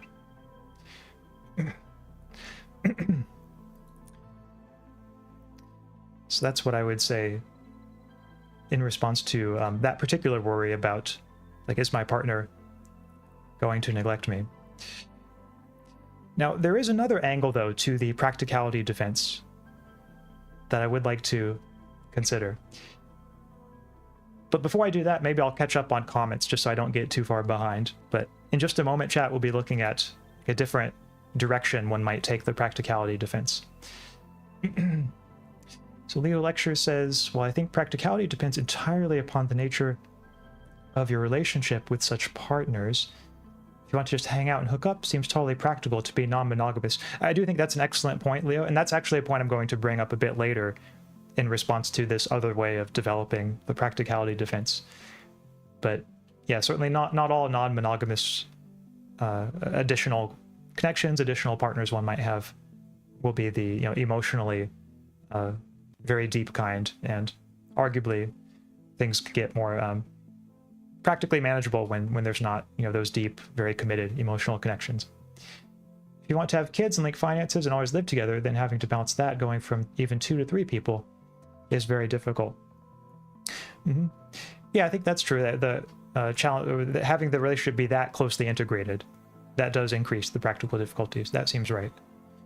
Seems like the problem is imagining rules or judgments here that are universal to all of these notions of romantic relationships. Perhaps in a way, although there are some principles that I can think of that seem universal and that seem to me pretty plausible. Like, one of them is the principle that one should conduct one's relationships in a manner that is consonant with love for one's partner, a manner that is not in tension with love for one's partner. Another principle is that there should be no unjustified restrictions in relationships, that restrictions require justification. I think that by using principles like that, one can sort of build up a case against monogamy that has, relatively uncontroversial starting points, at least. Tia says, Professor Axaeon, sorry if this is too personal, but how much romantic relationship experience do you have on which to base your positions? Gee, really just going right at it, aren't we, Tia? Yeah, if you don't mind, I would rather not really talk about that in this stream, in part because, and here I'm not casting any shade on you, but really I would just like my arguments to be considered on their own terms. I don't think that whatever my own background is relevant to how good the arguments are or how bad the arguments are. I think that how well the arguments stand up to scrutiny is just something that I would like people to sort of evaluate on the argument's own terms. I get him, Tia, fair. I can tell, yeah, people seem really interested in this, in what my own background on this is. Yoavko says, if everyone prefers monogamy and we want to maximize preferences being met, it would make no sense to say that given current preferences, you should not be monogamous. Okay, yeah, I mean, I guess I do agree that, yeah, if we're going just on a strict, like, preference satisfaction view, then I think that point makes perfect sense, Yoavko. And that's also, I guess, part of the reason why, on my ethical view, it's not just a matter of satisfying preferences that people have, I think we also have to ask about the moral status of the preferences themselves. I think that certain preferences are good to have, and then certain preferences are themselves bad or immature or vicious, that certain preferences sort of embody certain vices, and those are preferences that I think we should get rid of. Again, I know that's not an ethical view everyone has, but that is one that I think is somewhat present in this argument. And Scientius says, you don't need to link finances or have children with every partner, though. I'm skeptical that collective financing is usually desirable in the first place. Yeah, this is, I think, a big part of the reason why in a lot of non-monogamous relationships, there might be, two partners who are primaries, and maybe they have, finances linked and live together and have kids and everything. But then they might have secondary partners. Each of them, maybe they won't live with these other partners. They won't, share finances or have kids or anything. They'll just be kind of more casual partners. And that's an arrangement that lots of non-monogamous people find, fairly practical.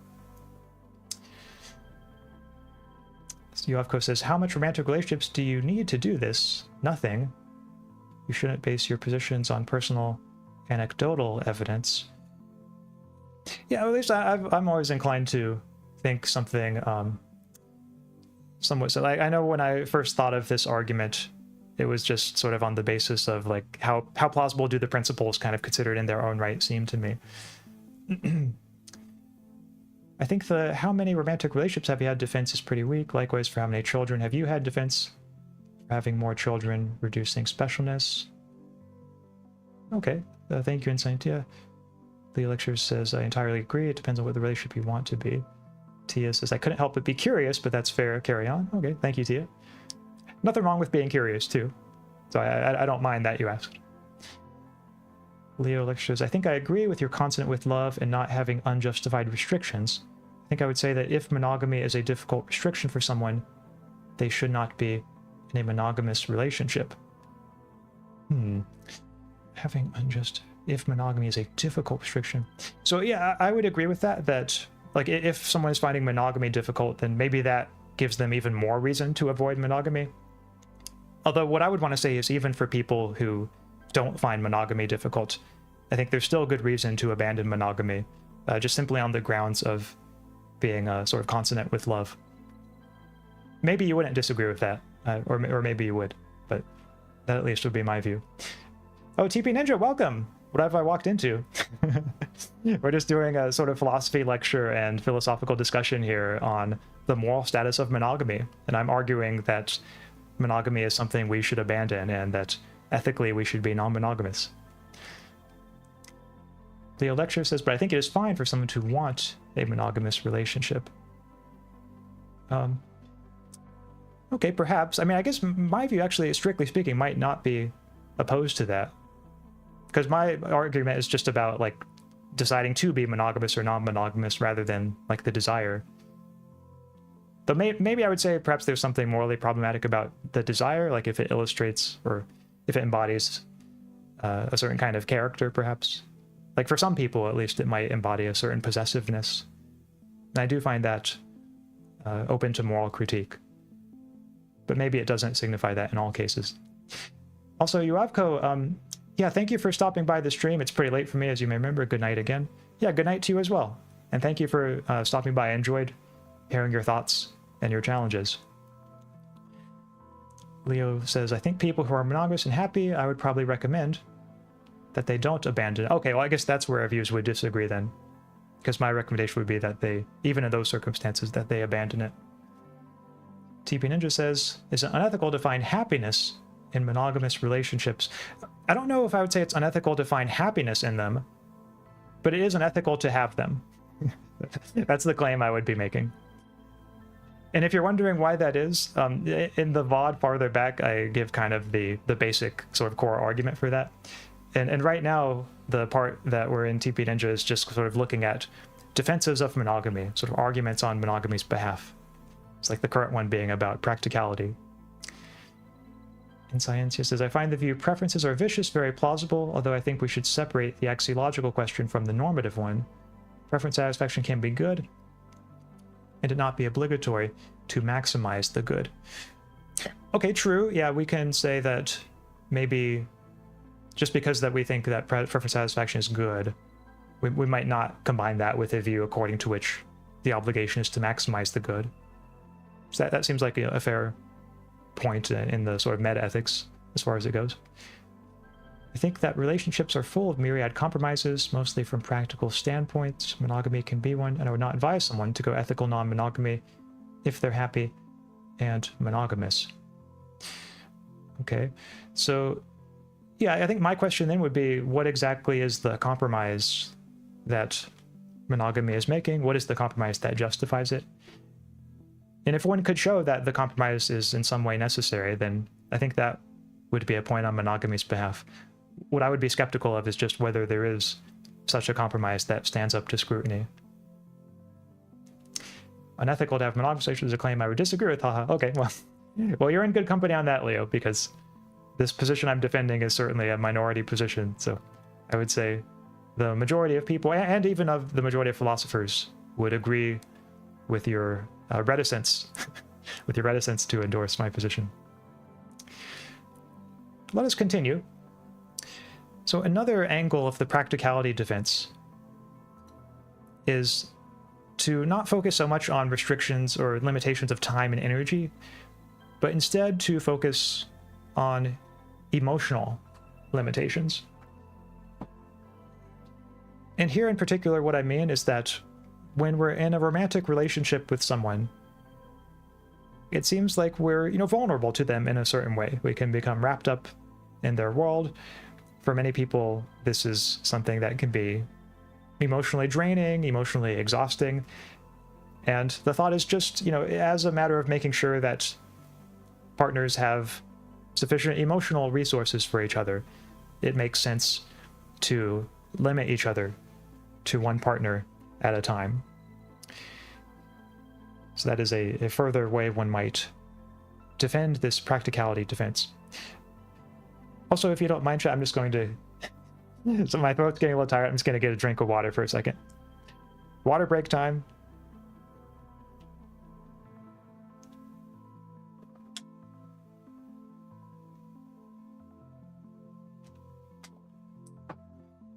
Okay, that's better. So, what do you think, chat? Do our emotional limitations justify monogamy? Well, I'll tell you, one problem that I see here is a point that was brought up earlier in the chat, which is that not all forms of non-monogamy involve openness to multiple emotionally intimate relationships at a time.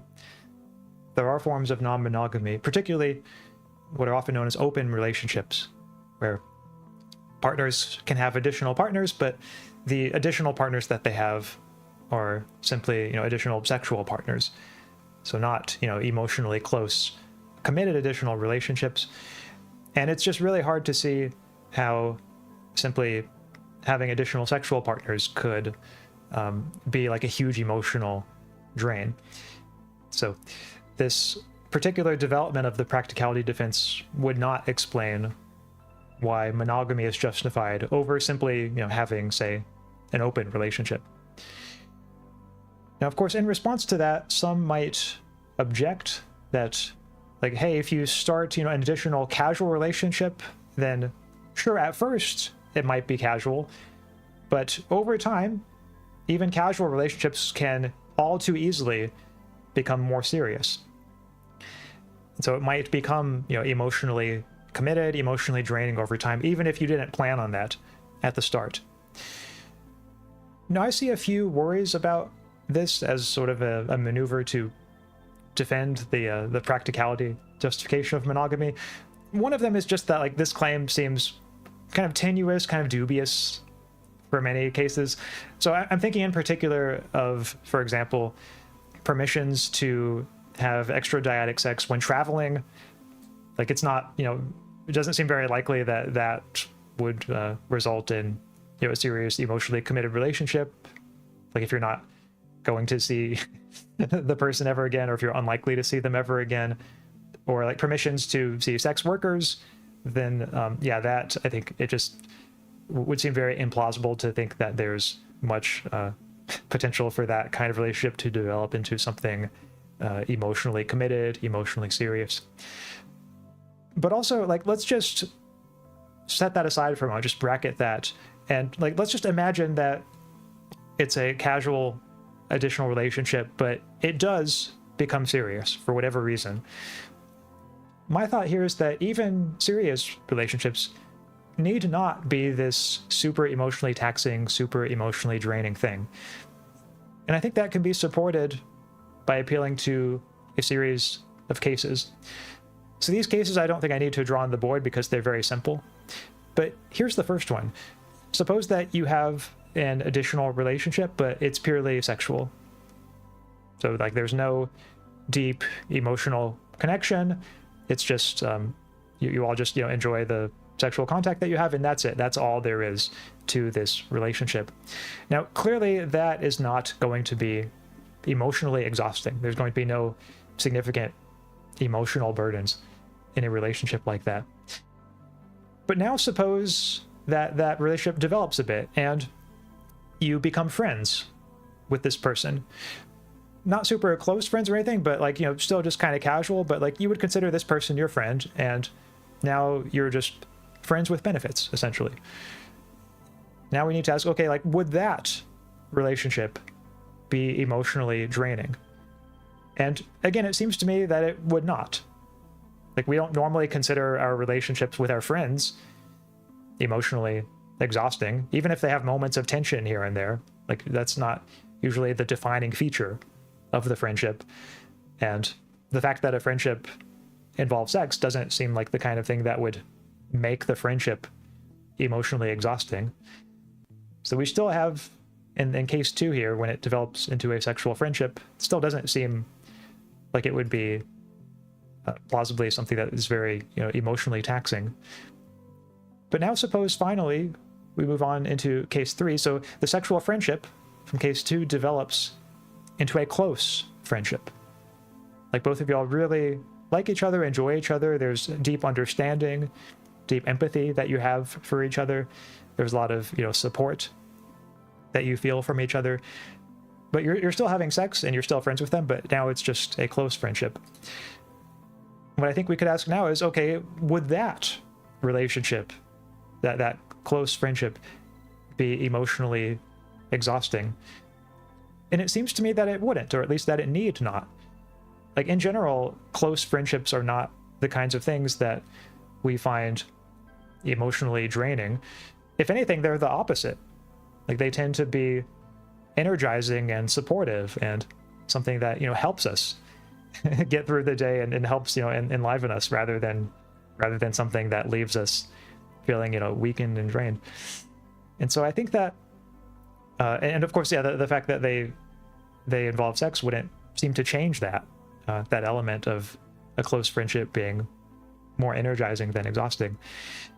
And so here's the clincher, is that case 3, a sexual close friendship, like, that just is a romantic relationship. Or at least that's one form that a romantic relationship can take, is when there's that deep emotional connection, the kind that is involved in being a close friend, and there's also a sexual connection. Seems to me that, like, now we're just talking about a romantic relationship. But also, like, by the sort of stepwise argument that I've just given, it just doesn't seem like this would necessarily be an emotionally draining relationship. And so I think that this claim people sometimes make about, oh, like, romantic relationships are just like so emotionally taxing, that just doesn't really accord with my thinking or my experience. I think that this is really overblown at best.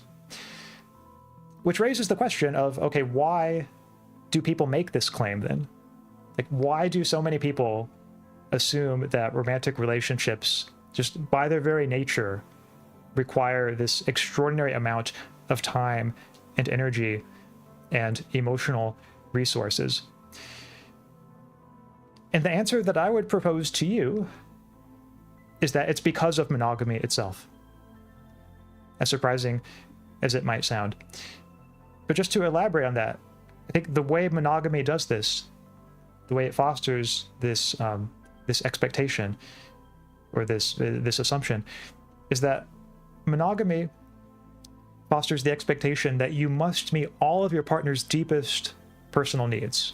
So needs like love and sex and intimate companionship, romantic companionship. Because after all, like, your partner isn't allowed to reach out to any other partners to help fulfill these needs if you're in a monogamous relationship with them. So it all falls on you to meet these needs. And because of this expectation, this relatively stringent expectation, partners have to sort of live up to the more stringent standard of behavior in their relationships.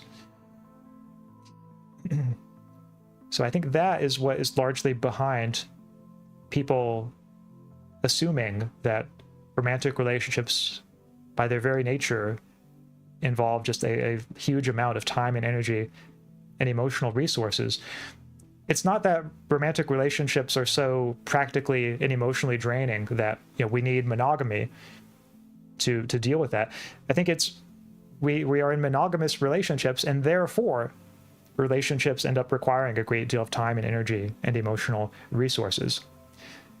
So to try to defend monogamy on practical grounds by arguing that romantic relationships take lots of time and energy and emotional resources, I think that there's a certain circularity in that. It's getting things backwards. Like, if we abandon monogamy and sort of we're open to at least the possibility, the prospect of having additional partners, then romantic relationships wouldn't necessarily require so much time and energy and emotional resources.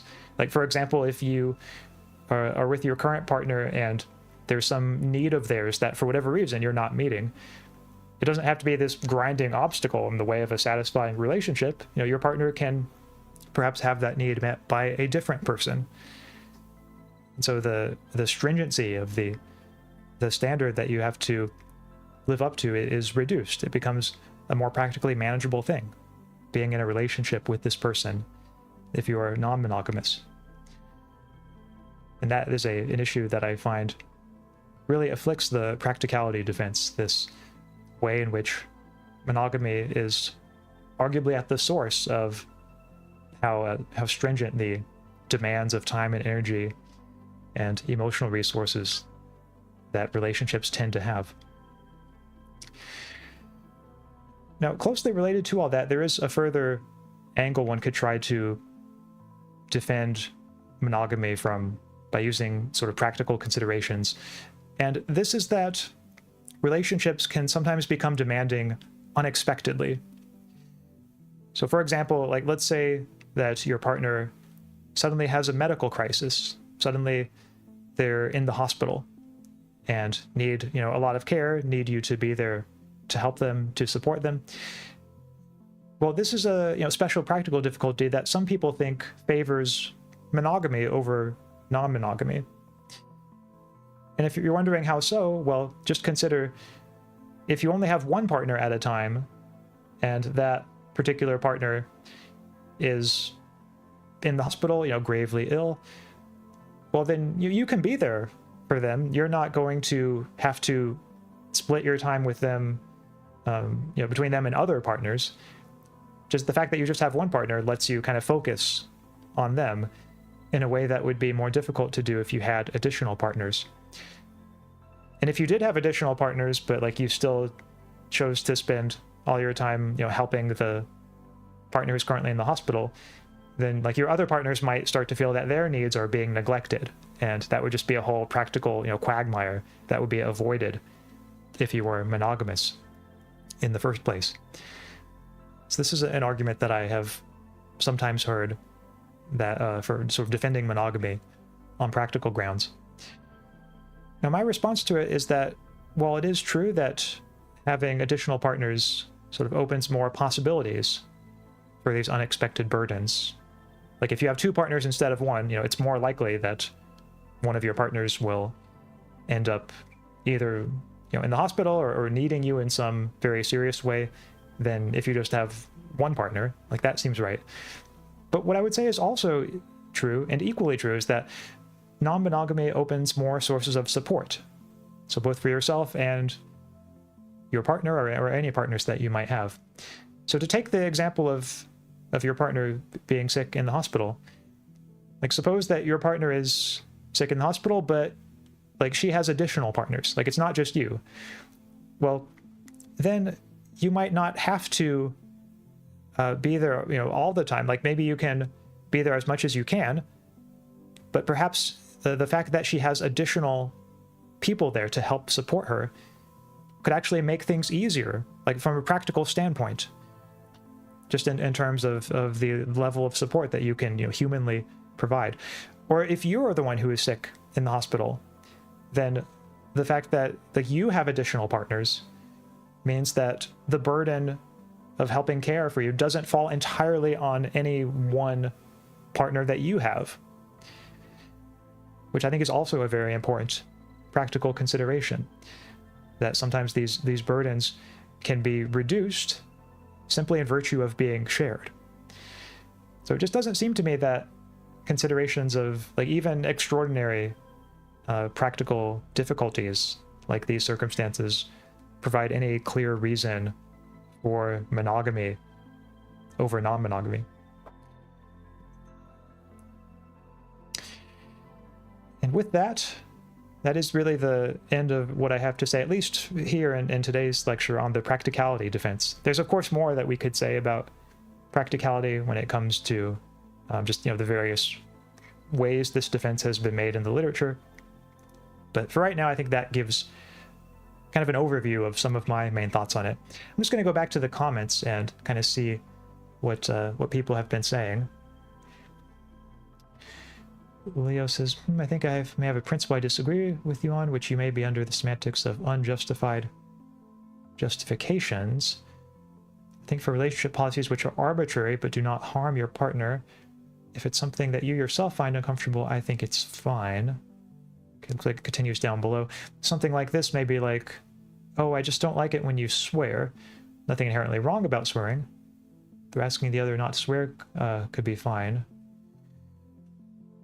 Yeah, let's think about that for a little bit, because I think that's an interesting example. So yeah, it does seem like if somebody prefers, it's like if somebody's made uncomfortable by swear words, then they might have a certain kind of restriction on their partner, saying like, hey, like please don't swear. I agree that doesn't seem like ethically all that serious. Like I'm not inclined to find that all that morally problematic. Now the question, okay, what distinguishes that from monogamy? I think there are a few things. One of them is that we would have to ask what the stakes are. Like if the stakes in the swearing case are the same as in the monogamy case, where like violating the swearing restriction, like if one person like slips up and swears, then the other person, the one who's offended by the swears, would end the relationship because of that. Like I do want to say like, okay, like now there does seem to be something morally problematic going on, just because that makes the restriction I think much more serious and require much more justification if the stakes are that high, as they are in the case of monogamy, where typically violating monogamous restrictions, like having an affair, typically, even if not always, the result of that is the end of the relationship. But also, I think monogamy restricts a broader range of behaviors than the swearing restriction does. And so that would also, I think, make the swearing restriction easier to justify, the fact that it's a narrower restriction. And the fact that what it restricts is arguably not that important. Whereas with monogamy, what it restricts, namely the additional relationships one might have, those intuitively seem like something that is more important, or at least potentially more important. Like if it's an additional loving relationship that one might have had, to me that seems more important than whether you're able to swear around a certain person. So all those features to me would make monogamy more difficult to justify than the swearing restriction. Leo says, I would also argue again that saying romantic relationships are draining or not draining depends entirely on the nature of the relationship people are looking for. Yeah, I think very fair. Very fair point there. TP Ninja says, I suppose it's a question of whether or not you're able to utilize multiple relations to fulfill your emotional needs. I believe that would make it dependent on the person and preferences, rather. Sorry, this is another one of those comments where I might, it might have been too long since it was made and I'm missing exactly which part this was in response to. But yeah, utilizing multiplication to fulfill your emotional needs. Yeah, I mean, that does seem like a thing that can happen and often does happen. Like if somebody is feeling maybe sad or discouraged on a certain day, maybe they just want to talk with someone. Maybe on like one day they talk with one of their partners about whatever issue they're having. And maybe the next day they talk with a different partner about it. And that way, like they're not monopolizing like any particular person's time, but they you know, end up getting the support that they need. Like, yeah, I think if that's the kind of situation you're thinking of, then I absolutely think that's a valuable circumstance to be thinking of.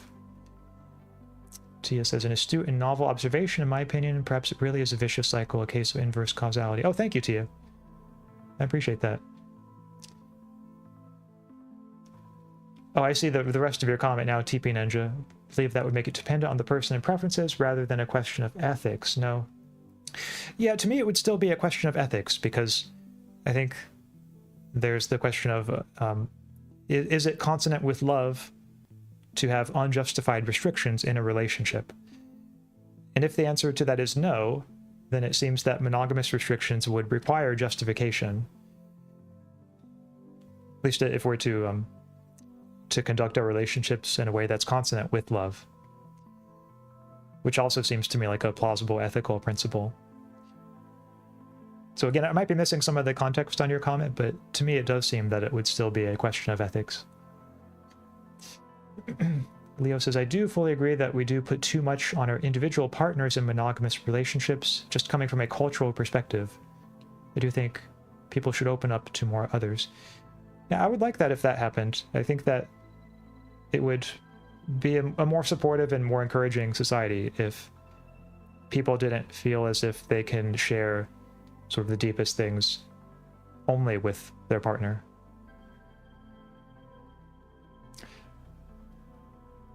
Or like only with one partner that they might have.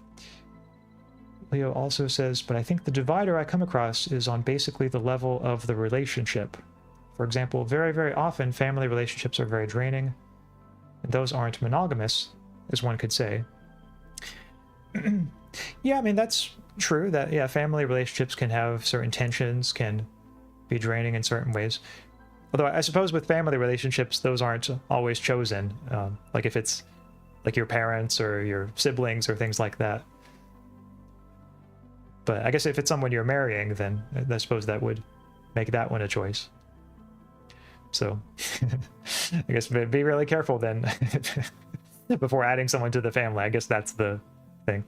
Not that you can always do that. Like with kids, you know, you don't exactly know what the kid's going to be like. Hard to respond on the parallel lines, but RA swears takes, again, I think it depends on person to person. That restriction of monogamy can be unjustified, and it can be justified. Okay, so it sounds like your view is perhaps the maybe view of common sense morality, the view that I think many or most people would hold, is that, like, hey, whether one should be monogamous depends ultimately on factors of like the individual person. Like if you're into monogamy, go ahead, be monogamous, that's fine. But if you're not, you know, then you can be non-monogamous, that's okay. Yeah, if that's the view, then that's certainly when you're in good company on having. It's not a view I agree with, but I do think many or most philosophers probably would agree with that one. TP Ninja says that's fair. Maybe it's because I value the freedom of choice with regards to love and relationships. So the value and ethics in question is more of the agreement of the parties involved, rather than a question of whether one must or mustn't participate in a monogamous relationship. Okay. I'll respond to that in just a second, because thank you for following up, TP Ninja. I do just want to note, though, I see Leo says, I must head off, but this was fun. I don't think I was convinced of your claim. I think the principal difference is that arguing that two people make a policy between themselves they're happy with is hard for me to find fault with. But I think this was fun. Hope the rest of the stream goes well. Thank you, Leo. Yeah, I enjoyed your comments, and I'm glad that you were able to be here and to participate. I'll be continuing this a little bit longer with the jealousy defense, so if you want to catch the VOD later, then feel free to check that out. But in any case, wish you all the best. But yeah, on your comment, TP Ninja, yeah, what I want to say there is you say, I value the freedom of choice with regards to love and relationships. The value ethics question is more of the agreement of the parties involved. I do think there is a sense in which I would agree. That is, I think freedom of choice is very important. In that, for example, I would certainly not want to force anyone to be non-monogamous, like whatever that would mean in practice. So I think people have the right to be monogamous, which to me is just another way of saying that I think people ought not to be coercively prevented from being monogamous. So in that sense, I value the freedom of choice. I think just that even if it's something that people freely choose, sometimes people can freely choose something, and I think it can be the wrong decision. And in the context of a relationship, a choice might be made mutually and consensually, but still fail to reflect love for each other, or still fail to be consonant with love for each other. So if we disagree on that, then it sounds like we might have a fairly deep sort of disagreement about the ethical principles involved, which if we do, that's fine. I think that we could talk about that further at some point if you'd like. But yeah, it's seeming to me that maybe that's where a disagreement would ultimately lie. So chat, there is one more defense of monogamy that I would like to share with you all. Not that it's the only other defense of monogamy there is, but just the other one that I thought, would be worth going into in today's stream. Or else we're going to be here for a very long time if I try to cover them all.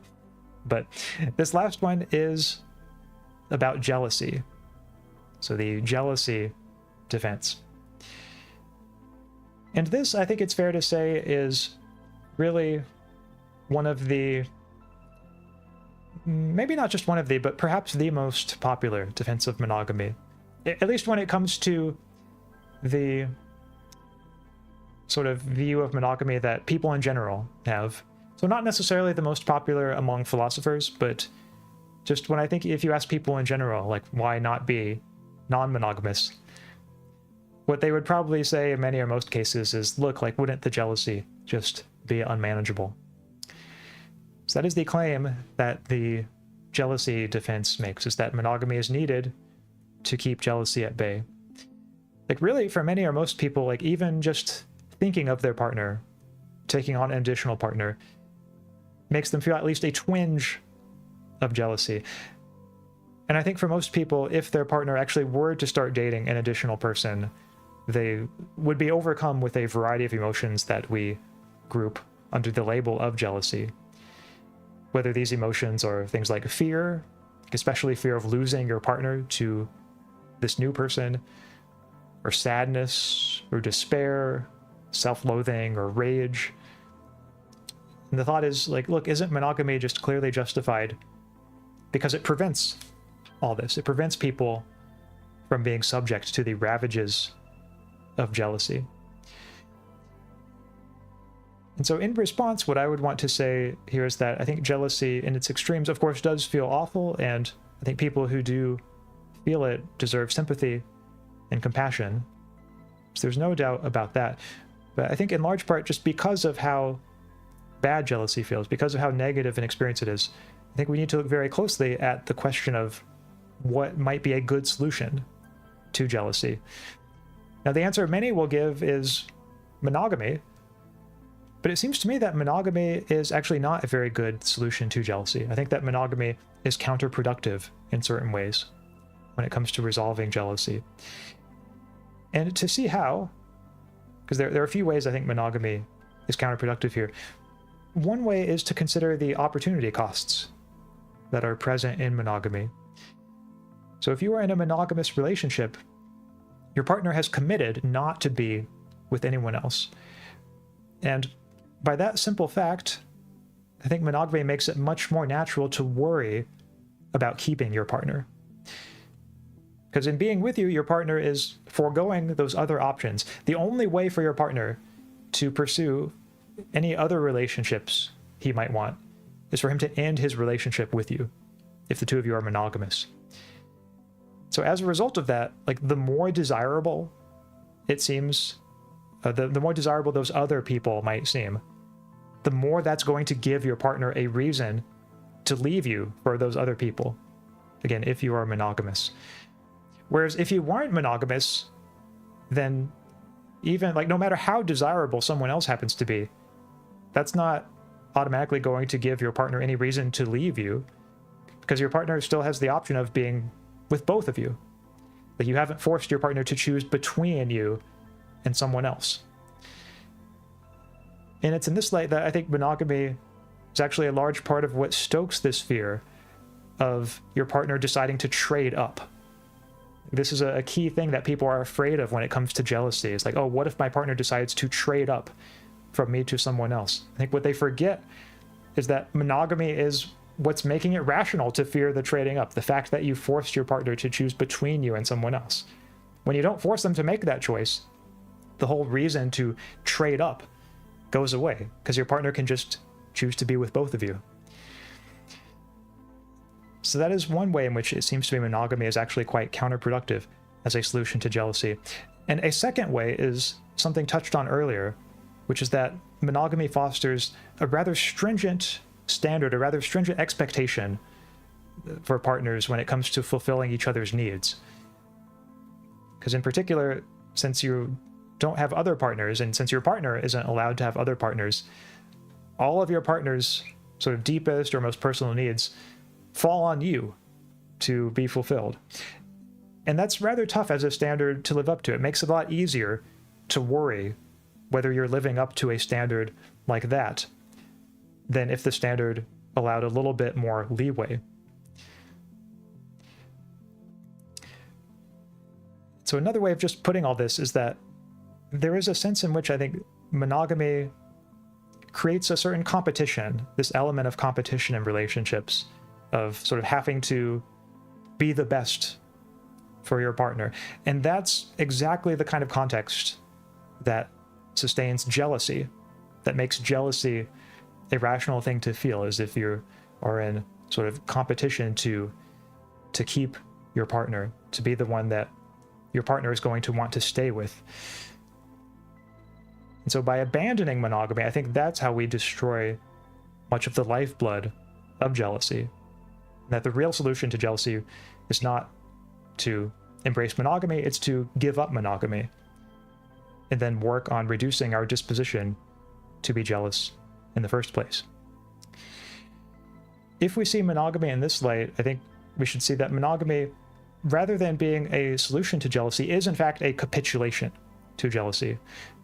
What I mean by that is that it's something that fails to address the factors that underlie jealousy. And I think anytime someone feels jealous, there always is an underlying need or problem that is crying out to be addressed.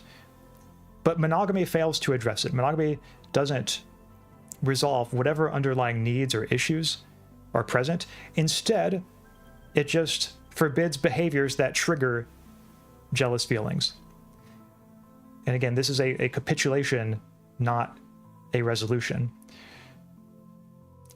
Instead of doing this, instead of capitulating to jealousy in this way, I think what ultimately needs to be done, the best solution to jealousy, is to address the factors that underlie it.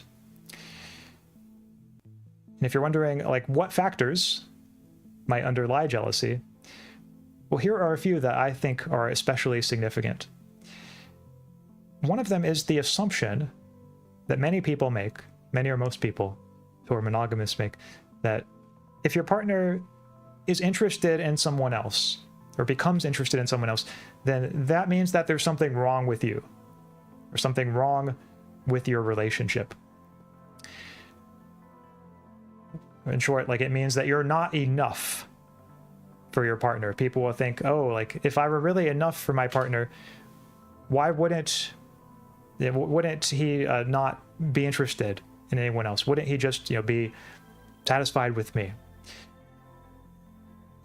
And that's important because I think someone whose thinking is motivated by that assumption, their emotions are going to follow from that. Their emotions are going to reflect that. I think that jealousy has a large cognitive component. So by addressing that cognitive component, addressing one's thinking, you can significantly reduce jealousy. And in this case, addressing that cognitive component comes from realizing just how irrational this assumption is, that this is a false view of relationships. It's false because it rests on what I call a deficiency model of romantic relationships. This is the view that our romantic relationships function to correct some problem or deficiency in our lives. So in this view of relationships, being a good partner is like filling an empty glass with water. Like if you do your job well, then there's nothing left to be filled. There's nothing that your partner could possibly gain from having an additional partner. Which means that if your partner does become interested in someone else, well, oh, look, it must be because of some deficiency in her life that you failed to offset, some portion of that glass that you have failed to fill. But to me, that is a very sad and very false view of relationships, a pernicious view of relationships. I don't think it's the case that we form relationships or should form relationships as a way of correcting for some problem or deficiency in our lives. I think that we form relationships because instead they are a source of value in our lives. And that's important because there's no tension between like having one person as a source of value in your life and then having another person as an additional source of value. Like you can have a perfectly fine relationship with one person while acknowledging that additional relationships could make for additional sources of value. It's a bit like friendship. Like just think about how odd and how strange and how sad it would be for someone to, like if their friend made an additional friend, for someone to say, like, what's wrong? Like, am I not enough for you? Like, I thought I was enough for you. Geez.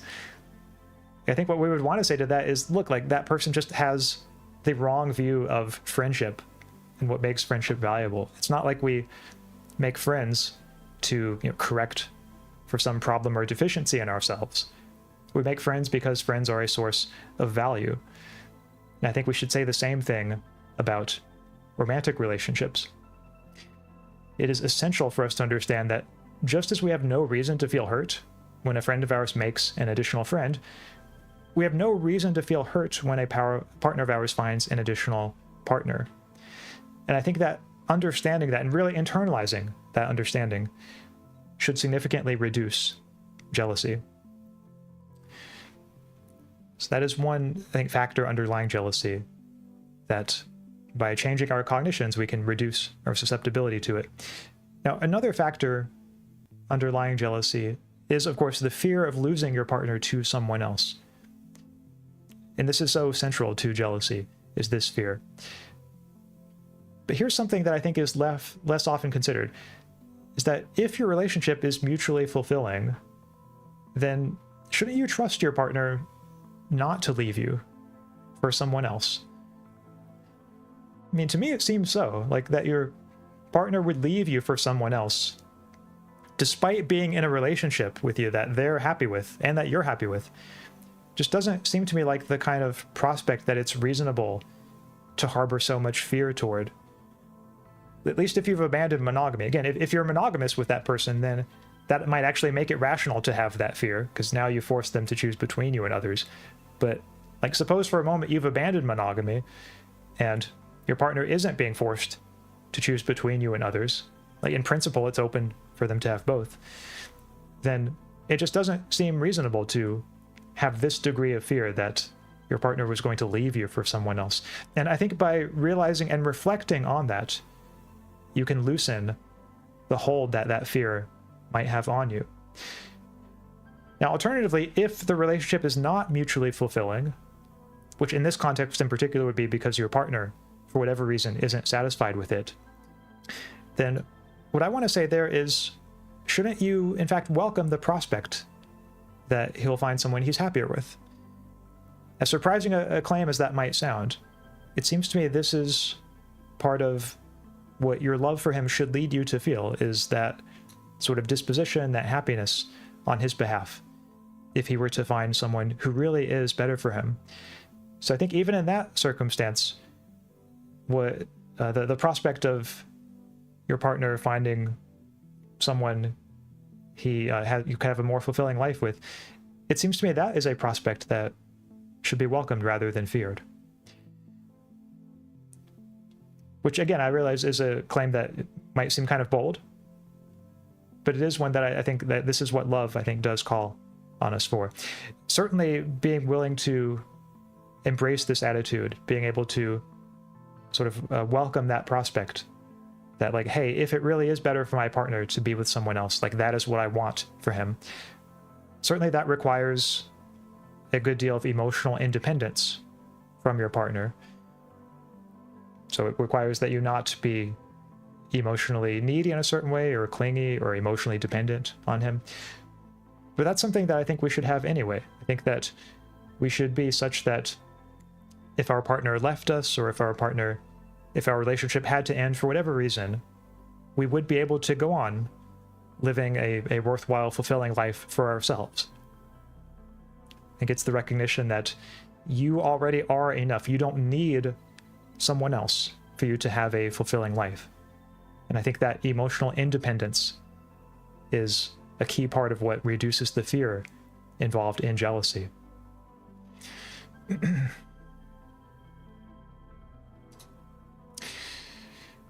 Now, to say a bit more about the jealousy defense, there are some people who, like, when they hear all of this, all these things I've just said, they will say, like, okay, Axaeon, that sounds great on paper, but when you get out into the real world, doesn't this all just collapse? At least for some people. Aren't there some people who, like, try as they might, will be unable to overcome their jealousy, at least unable absent monogamy? Like, some people who are such that, like, no matter how much they try to soothe themselves with comforting thoughts, no matter how much they reflect on how much more rational non-monogamy might be, like, they just go into emotional turmoil from knowing that their partner is dating other people. And for people like this, people who need monogamy, isn't monogamy justified for them? Like, am I really going to say that people in that circumstance are required to either be miserable in their relationships, or, like, just be celibate and not have relationships at all? Like, surely that seems crazy. Like, what do I say about this prospect? So now I would like to engage with this to address this kind of further development of the jealousy defense,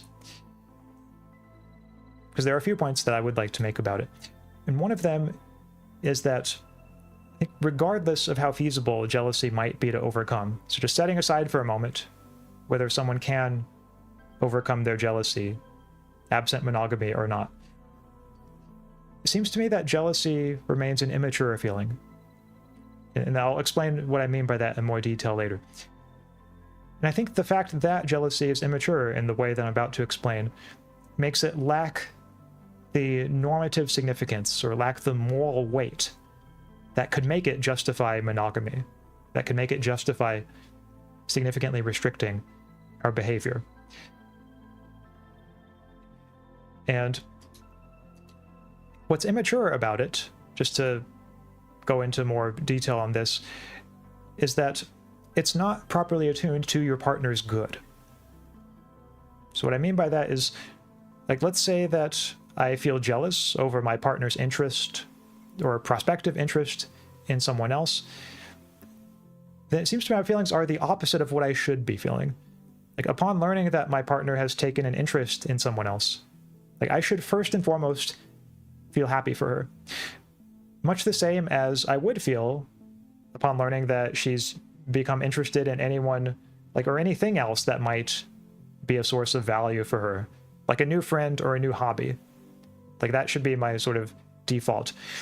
But when I instead feel jealous, there's the negative valence of that feeling, like whether it comes in the form of fear or despair or resentment or rage or any of the other feelings that can make up jealousy. The negative valence of the feeling suggests that my partner has somehow done something bad, has somehow hurt me or threatened me, or has done something that's in some other way bad. And that just conflicts with the reality of the situation, the reality that, like, look, if she's found someone else that she's interested in, that she's happy with, then that's a positive reality. That's not something I should be feeling negatively about. And so to me, that mismatch between the negative valence of the feeling, and the positive reality, or at least the presumably positive reality for my partner, is kind of the source of the immaturity. Now you might ask, okay, like, why does it matter? Like that a feeling is immature? Can't an immature feeling still have moral weight? Well, I don't think that it can. I don't think that immature feelings have the kind of moral weight that's needed to justify significantly restricting our behavior. And I can give a few thought experiments to help support this. So one of them involves 3 people, and these are people that I would just call Emmy and Veronique and Steve.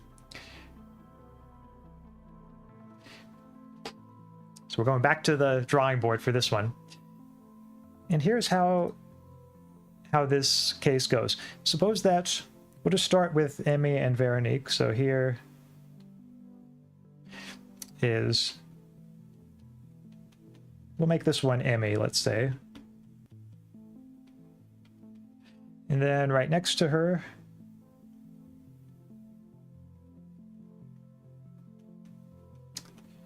is her good friend Veronique. And suppose that these two are romantically compatible, and in fact Veronique is sort of considering whether she should express her interest in Emmy. And we'll just stipulate like these two could have a good, very fulfilling relationship, like they're really sort of made for each other. But now suppose, here's where the twist comes in. They have a mutual friend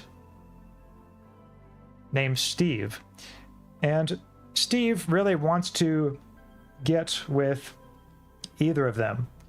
But alas, neither of them are interested in Steve. And Steve is not happy about that. Like, he wishes he could be with them.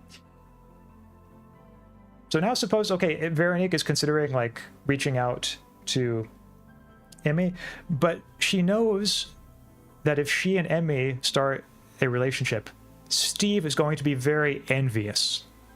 Like, he's going to be really upset that these two are in a relationship and not him, you know, with one of them. So suppose that Veronique is wondering, like, should I reach out to Emmy? Like, should Emmy and I start a relationship, given how Steve feels? Maybe she's wondering, like, should we really get together?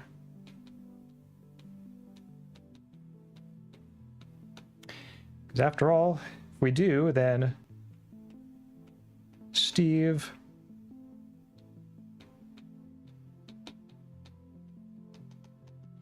will be envious. The question for us, chat, is, does the fact that Steve will be envious give Emmy and Veronique a reason not to start their relationship? Now, I can't speak for anyone else's intuitions, but what I want to say here is no, this is something that they just should not take into account at all in their reasoning. I think that to even take into account Steve, and that's because I think that the envy is an immature feeling or reaction. Like, Steve should be happy for them. Sure, like, he might be sad that he's not in a relationship, but he should be happy for Emmy and Veronique that they're, you know, in a fulfilling relationship with each other.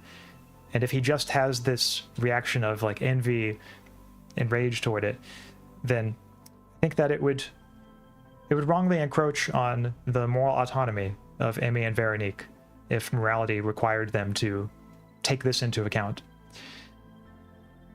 And so that's one case where I think just the very fact that a feeling someone has is an irrational or immature feeling seems to deprive it of whatever moral weight it might have had, whatever extent one might have otherwise been required to incorporate it into one's decision making. Now, I mentioned earlier that that was one case that supports this claim about how immature feelings lack this moral weight. Another case, and this one's possibly even clearer, is the case of Jake, Rob, and Kip. So I'm just going to put a different case on the board here. So kind of like the last one, this case involves 3 people. And we'll just start with right here. So here's Jake. And suppose that Jake has a friend named Rob. And Jake is wondering whether he should go visit Rob. But alas, there is a third friend here that Jake has, and that friend's name is Kip. So here's Kip up in the corner, and we'll just suppose that Kip is very insecure. Like, if Jake were to visit Rob, then Kip's reaction would be to sort of indignantly wonder, like, am I naughty enough for you? Like, that's the feeling that Kip would have toward Jake if Jake goes to visit his friend Rob. And so Jake is wondering at this point, like, hey, I'm really not sure. Like, not sure if I can visit you. I'm not sure if I can visit you, Rob. I mean, after all, if I do, then Kip will feel insecure.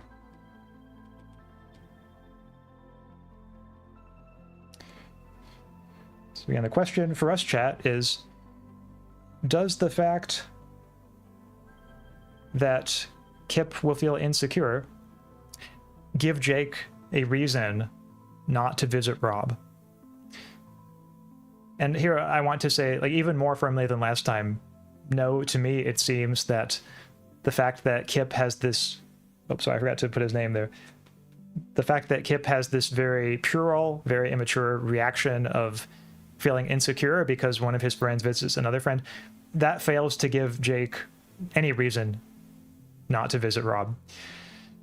Like, that is just something that Jake can completely leave out of his moral decision making, precisely because of just how, immature the feeling is.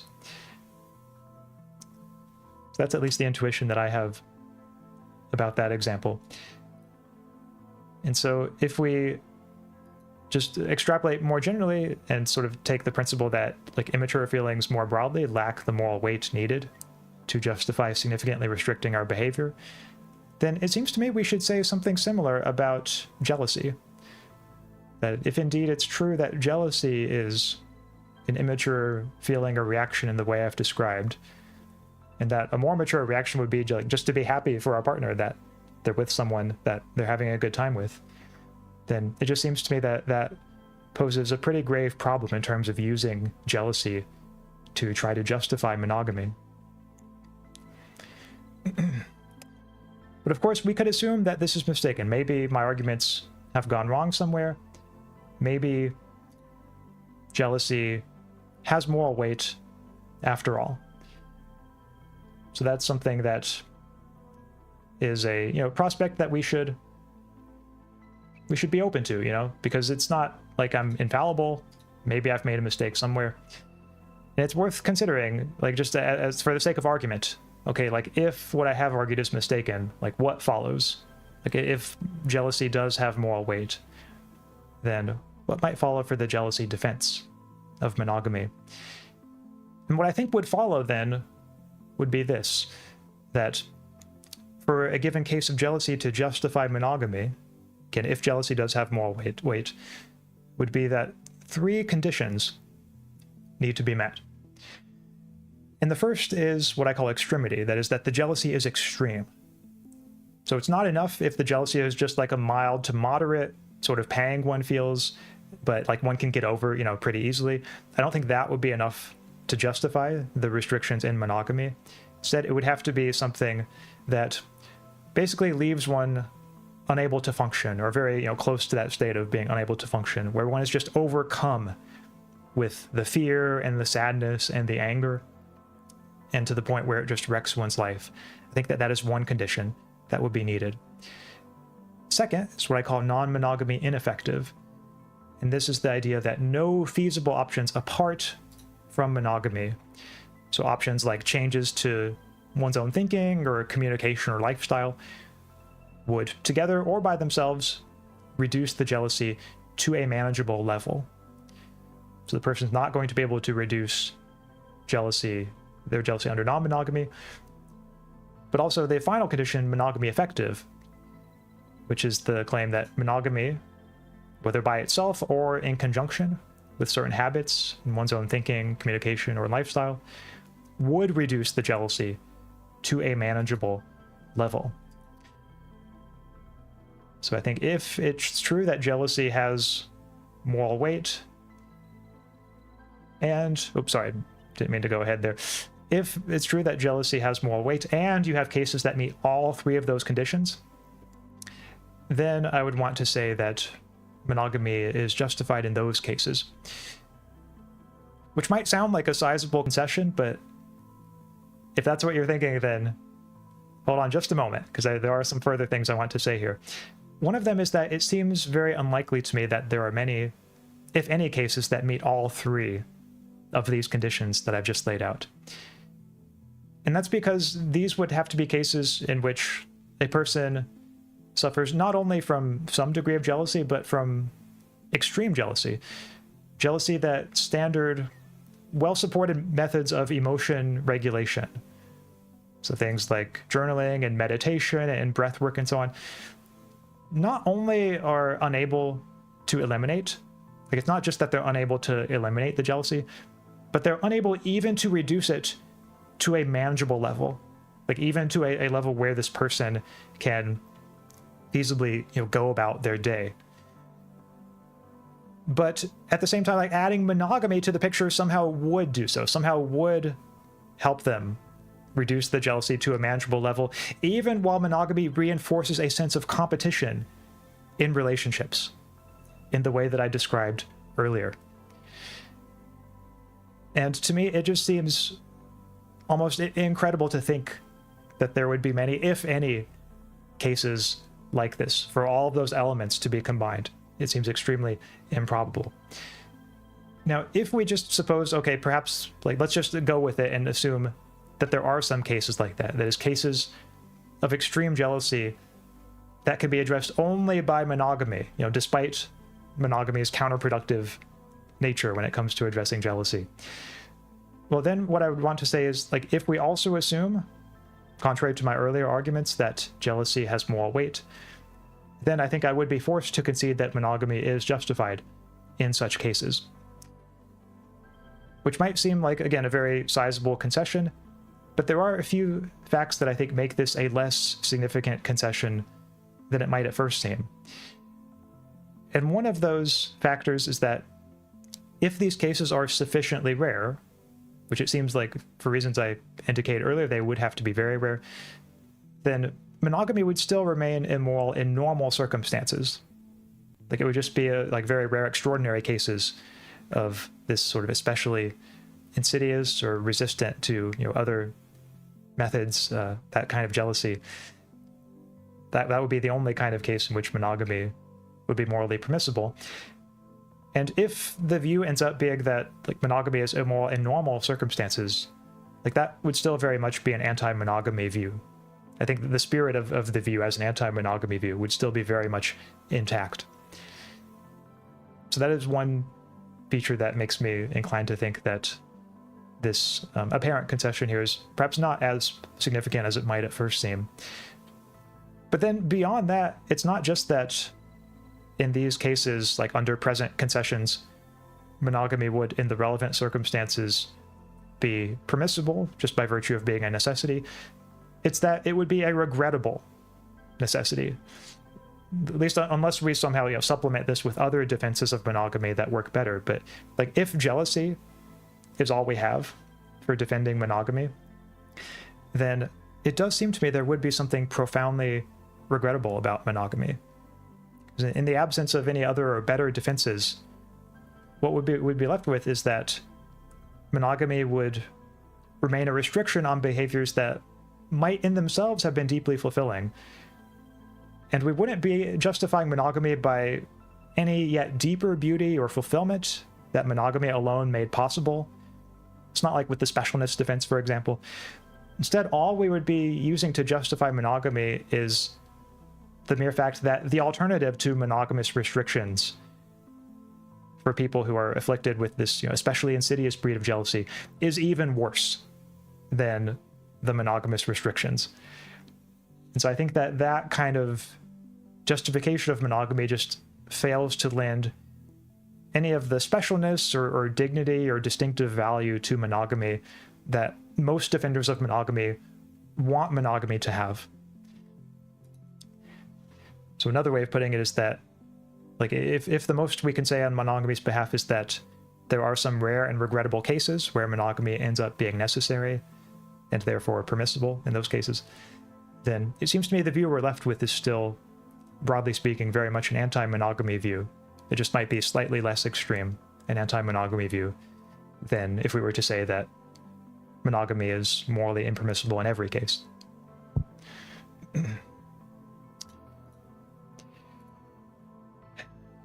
But I do believe that is the end of at least what I want to say about the jealousy defense this time around, and also the other defenses. So for today's stream, I just wanted to look at specialness and practicality and jealousy.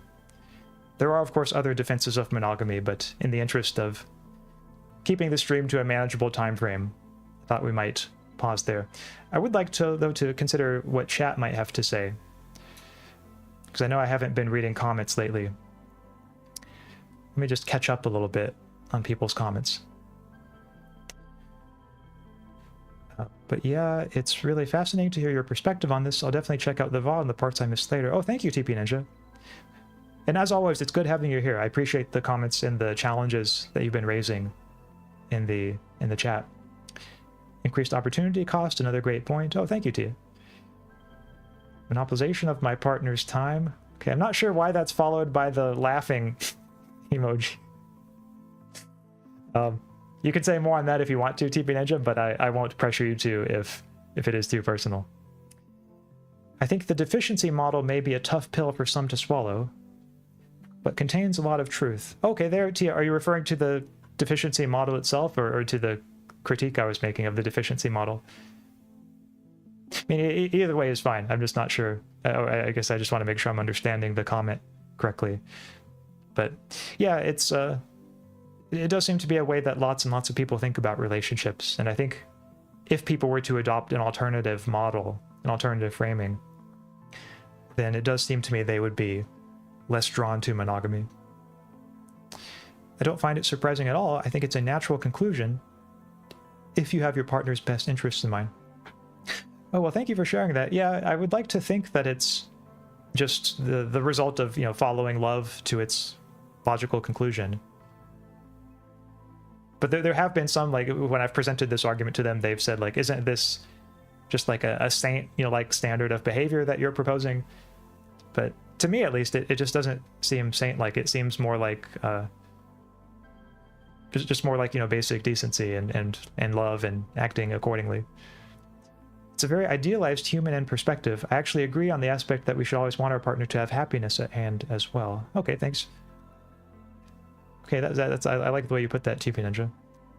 But I think it's a lofty expectation to hold and expect of everyone. Okay. Perhaps. Surprise encouragement stream. Yeah, you never know when the surprise encouragement is going to strike. Oh, the expected argument is here. Ha ha ha. Okay.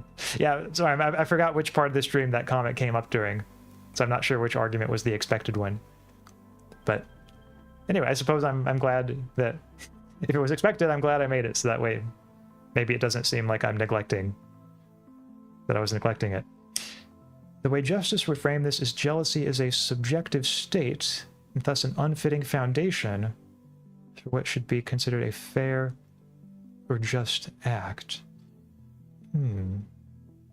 A subjective state. Oh, like there's no objective consideration one could point to that would be like a reason for the jealousy. Yeah, if that's what you mean by it, then I think I'm inclined to agree. Veronique, what a name. Yeah, I was just thinking of Sometimes I like to use unusual names just to make my thought experiments easier to remember. I think it perhaps comes back to the perspective of, do we view friendships and romantic relationships on the same value, or do romantic relationships inherently hold more value than friendships? Yeah, that's a neat question to pose, because yeah, I think a lot of people probably will be thinking of that question when it comes to this argument. What I'm inclined to say is just that romantic relationships seem like a kind of friendship. Like, what I would want to say is, like, if you're close friends with someone and you also have a sexual connection with them, then it just seems to me like that just is a romantic relationship, or at least one kind of romantic relationship. You know, acknowledging that, like, for asexual people, for example, the romantic relationships might look a little different in the absence of, you know, a sexual component. But it still does seem right to me to say that romantic relationships are just a kind of close friendship.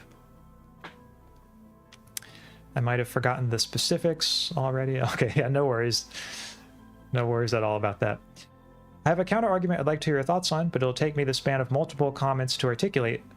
I'd appreciate your patience. Yeah, sure, feel free to take your time on that, Tia. Be curious to hear it. The secret is, it's all motivational streams. Yeah, that's, hey, like, motivation always helps, right, in a stream, so if I can make all my streams motivational streams, maybe that's what I should do. I'm wondering if I should, if I make myself a little bit bigger here, and then... Actually, I guess I don't need my chalk anymore. I gotta say, my Blackboard held up pretty well in today's stream.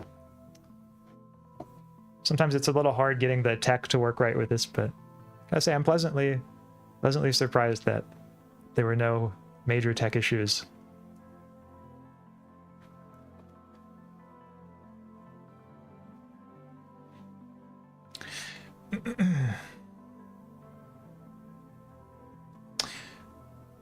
Or actually, now that we are finished with the lecture itself, maybe we can... I don't know if it's a little cozier to be in my just chatting space, but why don't we hop over there for just a moment? If anyone needs me to go back to an earlier section of the Blackboard, you can let me know, and I'll be happy to pause and scroll back if you want to see some of the earlier components.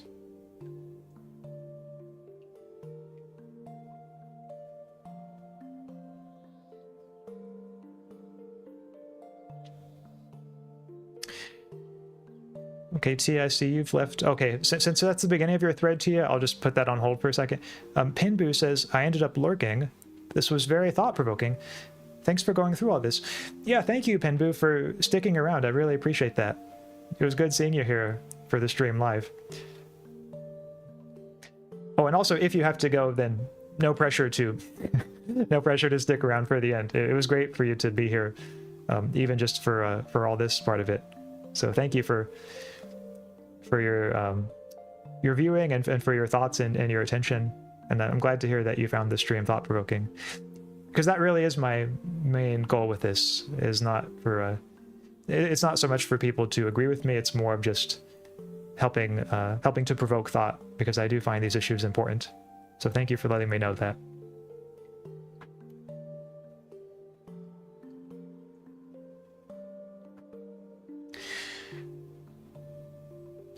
But I suppose I can go ahead and I'll read the first comment in your thread to you.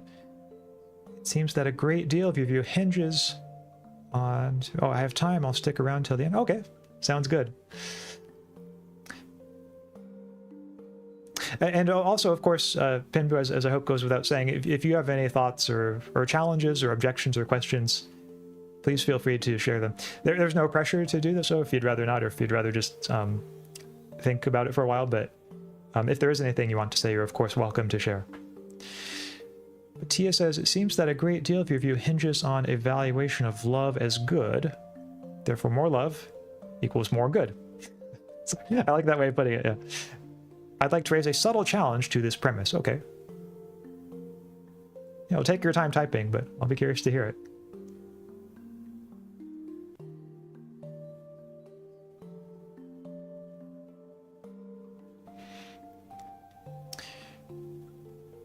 And yeah, it does seem to me that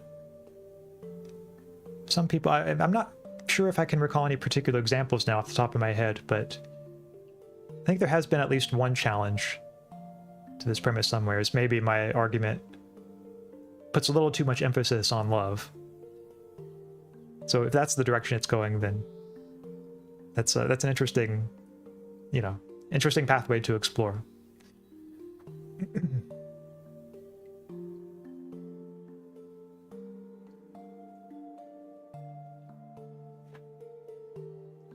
While you're typing that, T, I think I might actually get some, because my throat is getting a little tired. I'm going to get some water.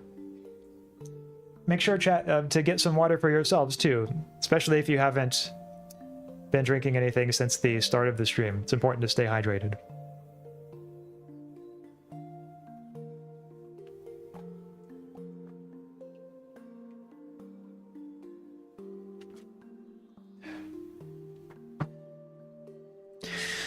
Yep, nothing like a good glass of water when you're feeling thirsty.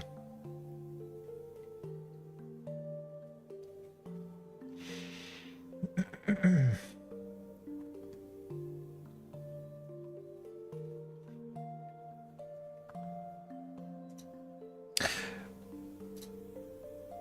trying to think if there was any other points I had about... Oh, here's T. Okay, T, a second post. My thought is that quantity is not equal to quality. The idea that romantic love is another form of friendship seems subject to debate. If true, why not fall in love and enter relationships with all our friends? 2 out of question. Okay. So I know you said this is going to be a long thread to you, so I don't want to jump in too early unless you want. There are things I could say in response to that, but maybe I'll hold off a bit until you finish the thread, and that way I can have a full sense of what your argument is.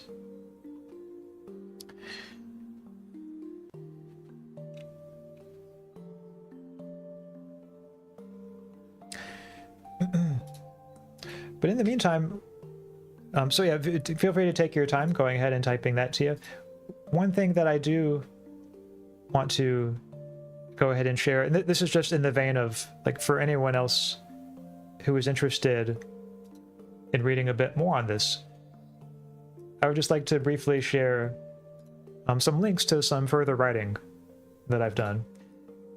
And you can feel free to check it out on your own time if you would like. But one of them is... This was the first paper that I wrote on the subject, and it has quite a few of the arguments that I went into in today's stream.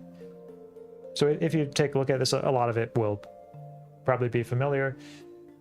There is another paper. This is my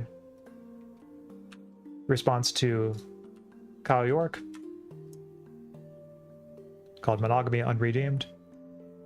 And actually, speaking of Kyle York, I probably should go ahead and attach his papers too, because it's always worth seeing the other side on an issue like this. So Kyle York's first paper is called Why Monogamy is Morally Permissible. So that is a link to that one. And then his second paper on it, still a relatively recent paper, published last year, is called A Couple of Reasons in Favor of Monogamy. And that's the most recent paper published in our exchange on this topic so far. I do have a draft of a paper responding to his most recent paper. The draft has gotten so long, though, that it's about 26,000 words now, which is like way too long for pretty much any philosophy journal. So my plan right now is I'm thinking I might actually just keep expanding it and eventually try to put out a book on this. I'm not sure when it will be finished, but that's at least one kind of goal that I think would be really cool, is to just kind of compile all my thoughts on all this into a book.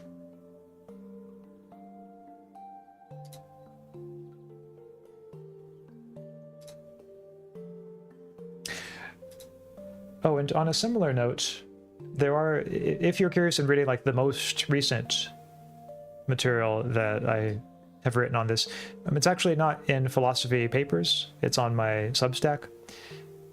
So I have written, and this is not just me writing about this, but occasionally some other philosophers on Substack will put out posts kind of putting forth a view in the debate. Like, some have challenged me on this and I've responded.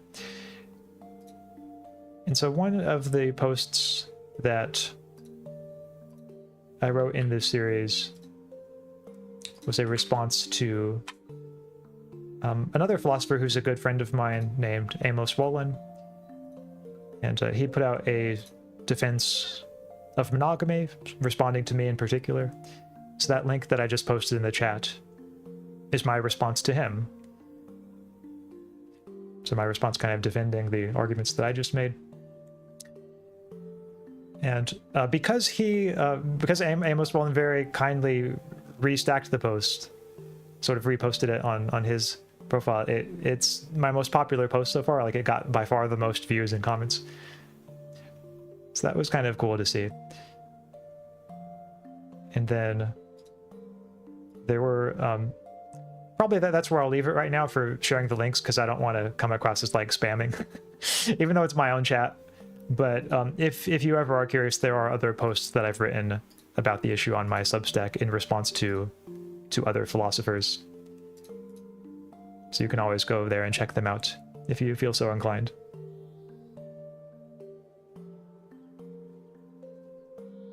I'm too panicked to keep typing calmly, well, so forgive me if the rest sounds like a non sequitur.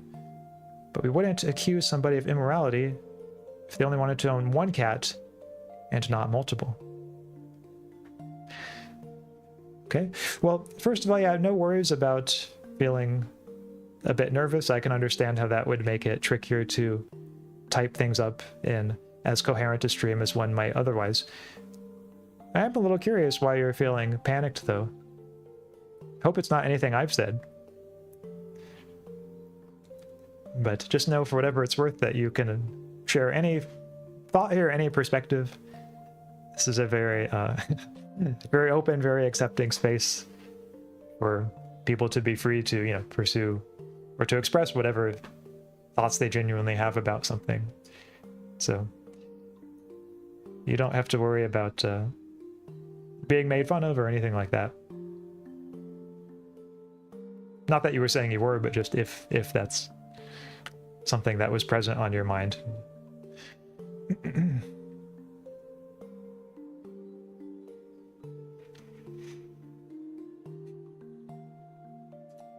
But now that there are 3 entries in the series, and you can keep typing if you want to, I'm just going to go back to the first one, and perhaps there are some thoughts on that I can share now. So the first one was, seems that a great deal of your view hinges on a valuation, of love as good. Therefore, more love equals more good. I'd like to raise a subtle challenge to this premise. Oh, here's a new comment. It is to say, for certain kinds of bonds and relationships, perhaps their value comes from their degree of intimacy, and not the number you have. 4 out of 4. Okay, since that's 4 out of 4, I'm guessing that's the end of the thread. So yeah, let's talk about it, and we'll see if we can work to maybe some common ground on some of these thoughts. So the first one in the thread was, it seems a great deal of your view hinges on evaluation of love is good, therefore more love equals more good. Yeah, that... I mean, it is true, love is very important to my argument, but I would hesitate to say that, as the comment puts it, more love equals more good, because that makes it sound like my view is that we're morally obligated to conduct our relationships in a way that is maximally loving. And that's a claim that might be true or might not be, but at the very least, it is a claim that's a good deal stricter. It's a more extreme claim than my argument is making. So my argument is making the more modest claim that we simply shouldn't conduct our relationships in a way that goes against love, which is different from saying that we should sort of maximally embrace love. It's just that we shouldn't do anything that goes against love. But like it's okay to have relationships that maybe in various ways fall short of you know, being ideally or maximally loving, just as long as you're not doing things that are in tension with love. For example, maybe like the maximally loving relationship is one where you give your partner, I don't know, 5 encouragements a day. This is a terrible example, but we'll just go with it. On my view, like it might be okay to have a relationship where you give your partner only 2 encouragements a day, even though that falls short of being maximally loving, just as long as you're not like saying mean things to your partner, because then that would go against love, like if you're saying mean things to them. So maybe that's an example that can sort of illustrate in an intuitive way the sort of distinction that I'm making here between the principle undergirding my argument, which is just about not going against love, and the other possible principle, the more extreme principle one might have about like needing to be maximally loving. But then your second comment in your thread was, my thought is that quantity does not equal quality. The idea that romantic love is another form of friendship seems subject to debate. If true, why not fall in love and into relationships with all our friends? Okay, so that's a good question. What I would say is that, like, at least if we're talking about romantic relationships and not just sexual ones, I think romantic relationships are a form of close friendship. And so to me, like, one way I approach that question is sort of asking myself, like, why not be close friends with everyone? Or why not be close friends with everyone that I'm friends with? And I think the answer there is that most people, or at least some people, I mean, in my case, I think it is fair to say most, but in any case, like a non-trivial number of people just aren't such that they have all that much in common with me. Like if we were to try to be close friends, it might just not be that feasible, because we just maybe don't have many shared values or shared interests or shared experiences. And so maybe I would say something similar there when it comes to relationships, that if certain people are just not very, fit for each other, then trying to enter relationships with all our friends, like if some of those friends are not well suited to us to be in romantic relationships with, then it's just not going to work out. So I don't know if that addresses it, but that's at least what I would be inclined to say first. And then the third comment, around the middle of it, you say, but we wouldn't accuse somebody of immorality if they only wanted to own one cat and not multiple. Yeah, that seems right. Yeah, I'm not sure if that has any like implications that go against. Maybe it does, but yeah, the reason why that seems okay to me is just that it doesn't seem like that case involves any restrictions being placed on anyone. Like if someone just happens to own one cat, and that's just because they just like owning one cat, then yeah, I think I would say that's fine. That is to say, for certain kinds of bonds and relationships, perhaps their value comes from their degree of intimacy and not the number you have. Yeah, no, I would agree with that. I think that the value of a relationship does, at least in the usual case, come from its degree of intimacy. And I mean, I guess what I would say is the value of a relationship should be evaluated independently from other relationships that you might have. And so like if you have one relationship that's good, then that's great, but it seems to me that should be sort of independent from your reasoning about, like, would it enrich my life to have an additional relationship, of this kind. I have another question I could ask you, but it might be too personal for this stream. Well, okay. Well, you can ask it if you want. Yeah, I don't know if I'll answer, but usually, like, even if something's too personal for me to answer on stream, I usually don't mind. Like, if people ask, I'll just say, like, oh, I'm not sure I can talk about that on stream. Oh, and I wasn't panicked because of anything you said. It's because I should go soon. Neither do I want to hold you up. Oh, I see. Okay. Yeah, I mean, I think I probably am going to go soon myself, because I know this has been already kind of a stream on the longer side. But Yeah, I tell you what, in light of that, that other question you wanted to ask me, if you wanted to ask it later, Tia could. I mean, if you really want to ask it now, you can. But since it sounds like you have to go soon, and I think probably everyone else who is still here, probably, because it is getting kind of late, it would also be fine with me if we save it for another time.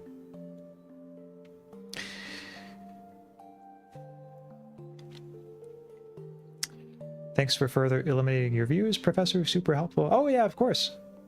You're very welcome. Glad to hear that it was helpful. But anyway, with all that in mind, I suppose, yeah, it's a good time to end things there. I do want to say, everyone, thank you so much for being part of this stream. Again, these are issues that I find really interesting to think about, and having you here for the discussion was super cool. So I don't know when I'll stream next. I mean, sometime next week, presumably, but I still haven't made my schedule for next week. But once I have that ready, I will go ahead and post it. In the meantime, have a good rest of the evening, everyone, and keep thinking, keep reflecting, keep being your wonderful selves. And I will see you all again very, very soon. Okay, bye, everybody.